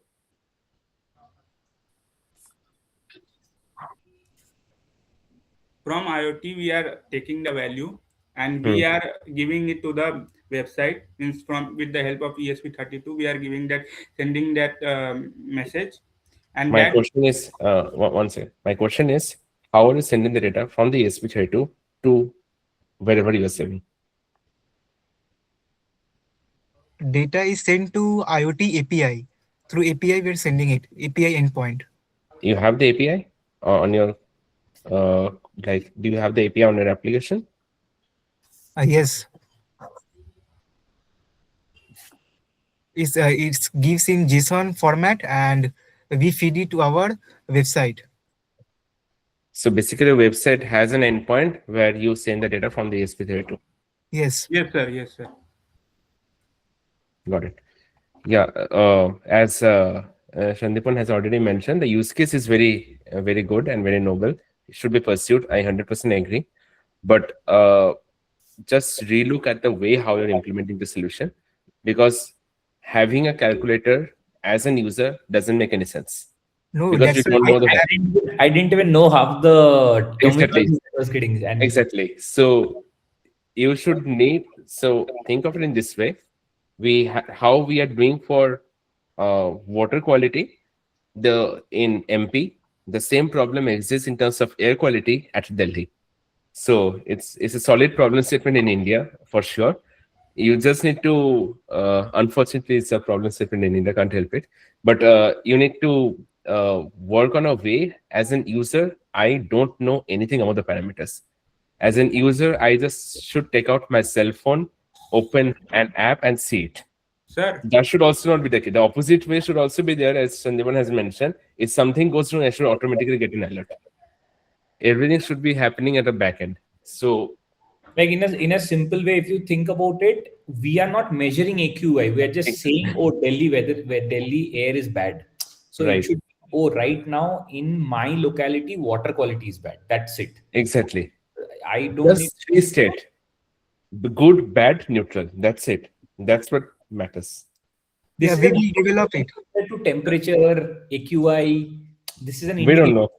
Yeah. Right? Sir, I want to add one point. Sir, here we are not, means that data, IoT sensor is another thing. There we are getting the value. You can see I am presenting it on the screen. That is different for calculator. Like I have, means that app Country Delight, where it is that company give the parameter to check the quality of that milk. So for that, if someone has that, they can simply check the quality of water, uh, means in their home. Like sir is telling that he has that sensor, so he can simply put that value. If he has that sensor, he can simply put that value on that website, and he can calculate that quality of water in his home. Means how is that aqua guard is working for that. But for us, we have deployed the sensor data that is showing the value in the map. That calculator value is not showing in the map. That sensor data is showing in the map, and those are the correct. That calculator is for the user who want to know the quality of water in his home. That is not going there. Yeah, I mean your point is correct. How large are these IoT devices? Like because TDS meter is like literally a pen, but how large? Like if you have to calculate all the parameters that you mentioned, how large is the device? Sir, I can show you. Wait, sir, I'm showing. Just show a screenshot. I think yes, that's yeah, This is that's a screenshot. This is where we use. I mean, we had worked hard on this part only. That's okay. All the parameters that you mentioned, that is as the input parameter, all of it can be measured from the things that you are showing here. Yes, sir, because this water problem is not related to only campus, because it is the national problem also and campus problem also. It is very clear. Everybody is agreeing on the problem statement. My problem statement is perfectly fine, sir. There is no complaint on the problem statement. Can there be an IoT device under 1,000 rupees which can be installed millions of places across India which the data gets, like the data gets collected from the IoT device, flows to a centralized system, and then displayed via your website or app or whatever. Sir, Point is collecting the data in real time. sir, Yeah. our IoT device is under 2500. Means this if you have a, like, we will talk separately outside of this, but if you Yeah. have a whole prototype of IoT device which can measure all the input parameters that you mentioned, I think there is a much like different business that can Exactly. out of this. Exactly. Reach Right. out to Because association, reach out to all the water purifier companies, reach out to like bunch of things and tell them that, just fit this and, upsell a whole product. I don't know, maybe more things can be done. yeah, a lot of things can be done, and always try to think from this angle. Like whatever you are quoting, I also used to quote it the same way when I was in college. This is usually not the final price. Okay. Uh, Technically, to answer Shandipan, like this entire setup can be under manufacturing. If you're going in bulk, it can easily come down to below 100, like below 500 rupees, to be honest. The entire IoT setup. Exactly. The entire IoT setup can come because when you talk about scale, a lot of things gets reduced. A lot of the sensor size also gets reduced. This might some big corporate might fund it as a CSR activity if they do it Yeah. right. No, yeah, that's one thing. But then the manufacturing cost is huge. Like it is usually like upwards of 1 crore easily by manufacturing cost, because you need to invest a lot into R&D, casing, and all those things. Like that's a different process altogether. Yeah, but I mean, the kudos idea to is that. good. Yeah, good idea. Right. The idea is very good. And always think from an angle like the website is just a way to showcase the data. Okay. It's not a that should not be the USP. The USP should be in how is the application in the backend calculating that index. That index, I feel, is much more important than your front end or your backend or your IoT device. Because this type of devices exist. It's widely used in like places like Taiwan, China, Singapore, and all. This kind of IoT devices exist. Okay, so but you should focus on that formulation, your platform, and how the user gets notified. So focus on that. Yeah, it's in future scope. For we will have alert and a notification that warning if it exceeds a certain threshold, then it will alert the user. By sending that mail to the people, or means in that range, in that water body range. Got it. And yeah, and our formula is standard. Because Yes, it's the Suraj. BC standard and who and BC standard related. Because we have seen that, we have checked many times. Because we were getting many times of false errors like that. If you enter a normal parameter like normal standard value, but the WQI will show that it's poor, but it should show excellent like that. Got it. Okay. Okay. So Thank you. thank you. I hope any other jury, I hope no questions. Okay. So thank you, Suraj. Thank you for your presentation. You may turn off the screen sharing now. Okay, sir. Thank you.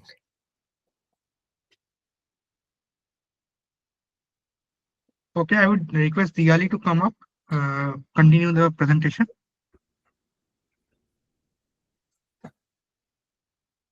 Yeah. So thank you for your wonderful projects. The judges have really had a very gala time seeing and reviewing your projects, and thank you. We will come back after a very short break to announce the top 3 teams. Please allow us for the short moment. I would request the judges. I know we are already way past the dedicated timeline. Please, I would just request for 1 minute, just come to the backstage. Thank Sure. you. Sure. Thank you. Diali, just manage here, okay? Akash, I would request you to join the backstage. Okay.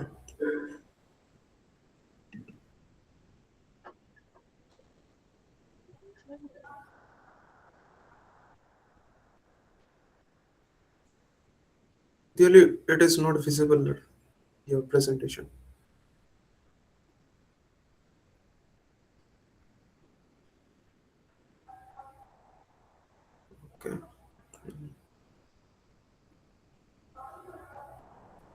Deolik, please unmute yourself on the laptop and say something and then mute yourself again.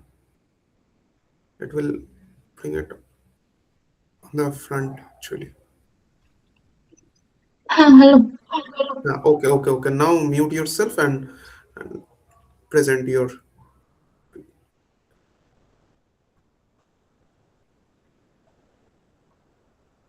Okay, let's come.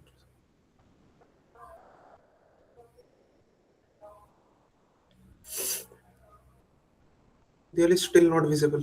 Really, uh, leave from your mobile and go only from your laptop for once.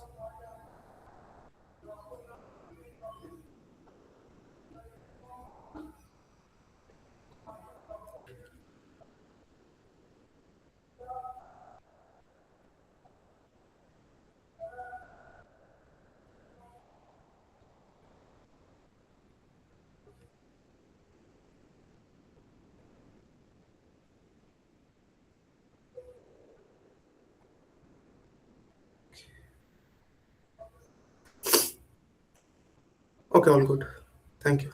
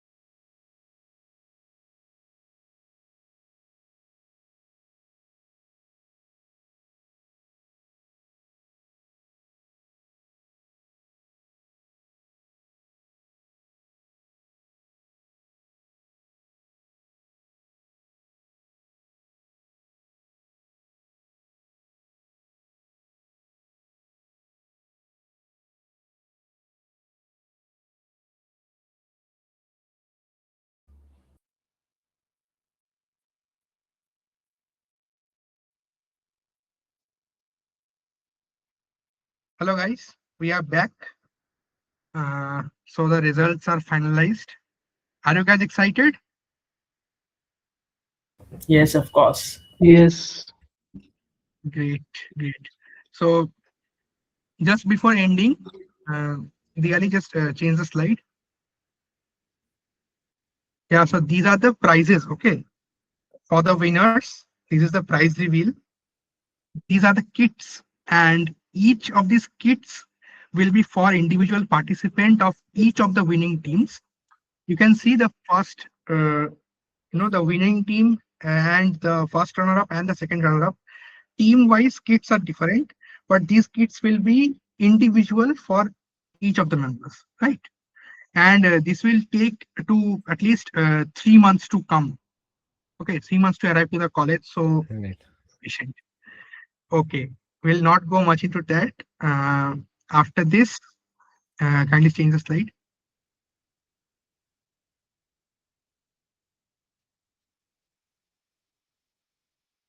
Yeah, so, okay, wait a minute. Kindly, I will request Kalyan sir to deliver the closing statement, please. Kalyan sir, are you here?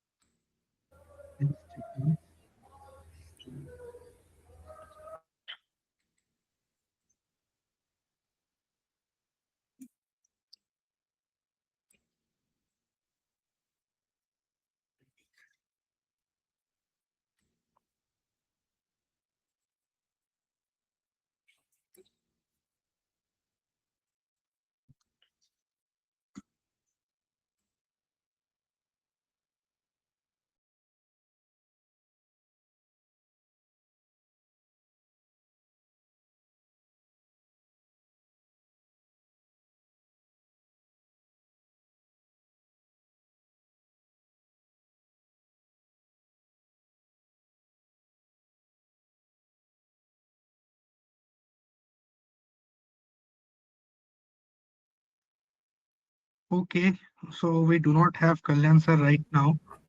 So, okay, just proceed with the announcement. So before we announce, just move ahead, Diyali. Okay, so can you guess who is the second runner-up, the third team? Any guesses? Guys, comment on the meeting chat. Comment. Yeah. Comment on the meeting chat. Who do you think who will be the second runner-up? Anyone? Anyone? Any guesses?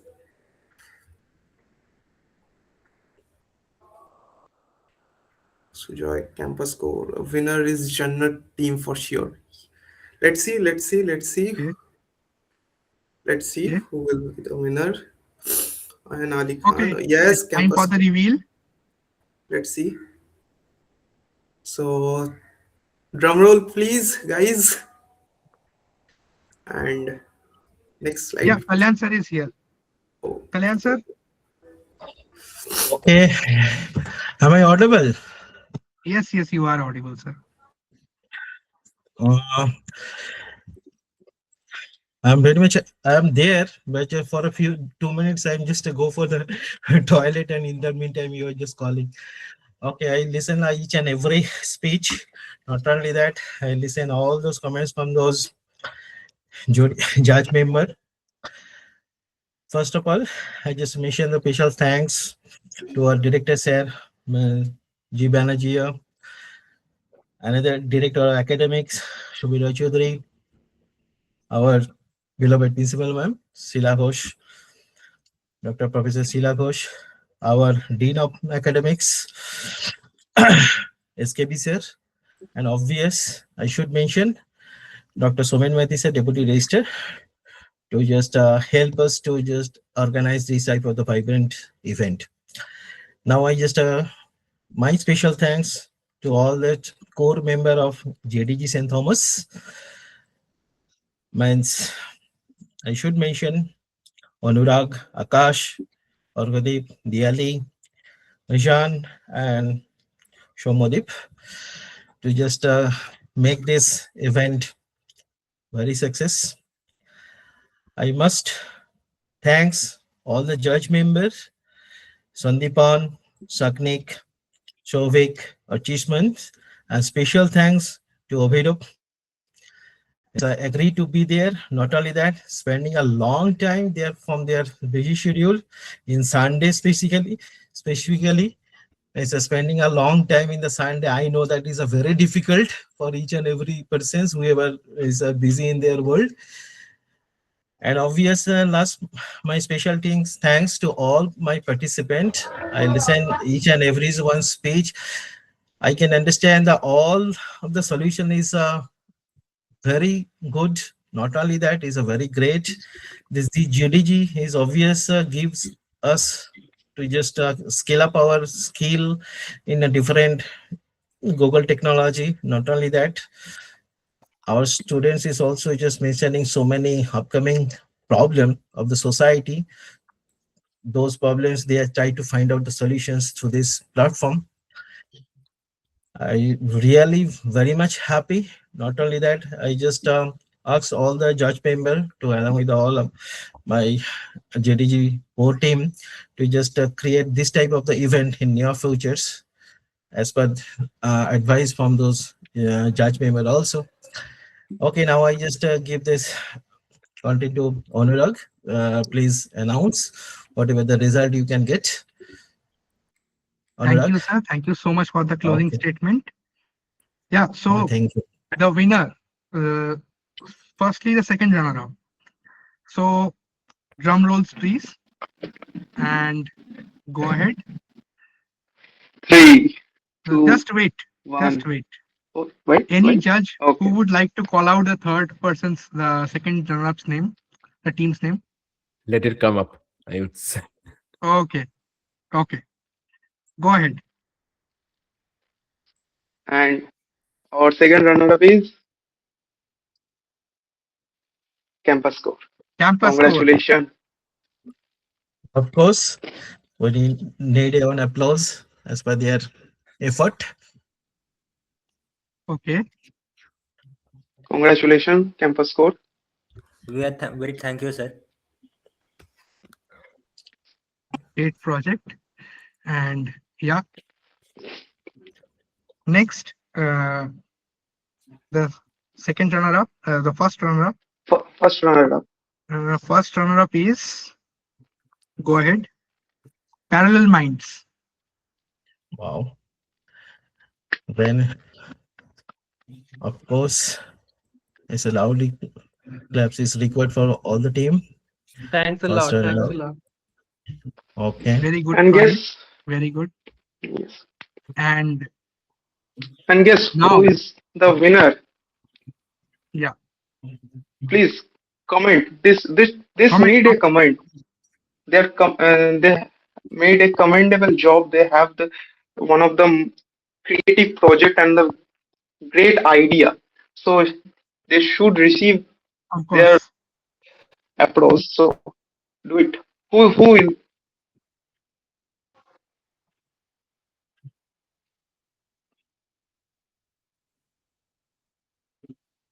Go ahead. Okay. Any guesses?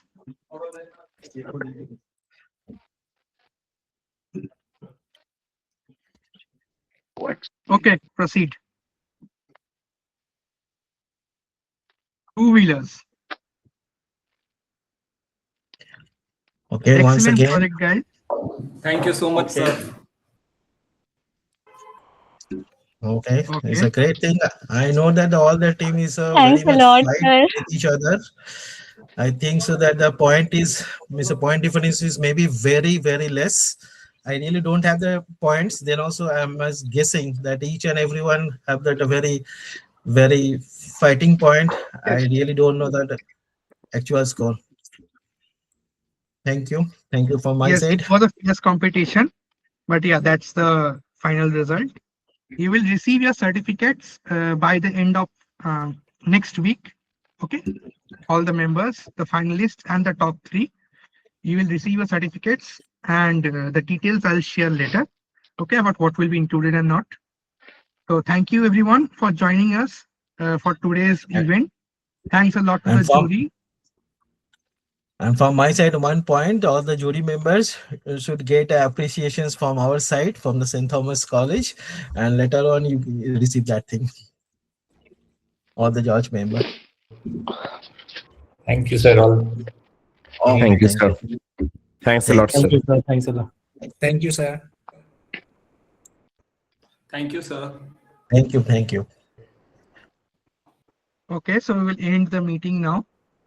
I leave the meeting. Thanks Okay. a lot for Anurag, I'm leaving the meeting. Okay, now. Yeah, I'll just end the meeting right now. So thank you guys Okay. for joining us. Thank you, everyone. Wish you all best of luck, and the first years, if anyone, all the best for your upcoming exams. Thank you. Thank you. Thank you. Thank you, judges. Thank you, all the everyone. judges. Thank you. Yeah. Thank you, everyone. I'll end this right here, right now.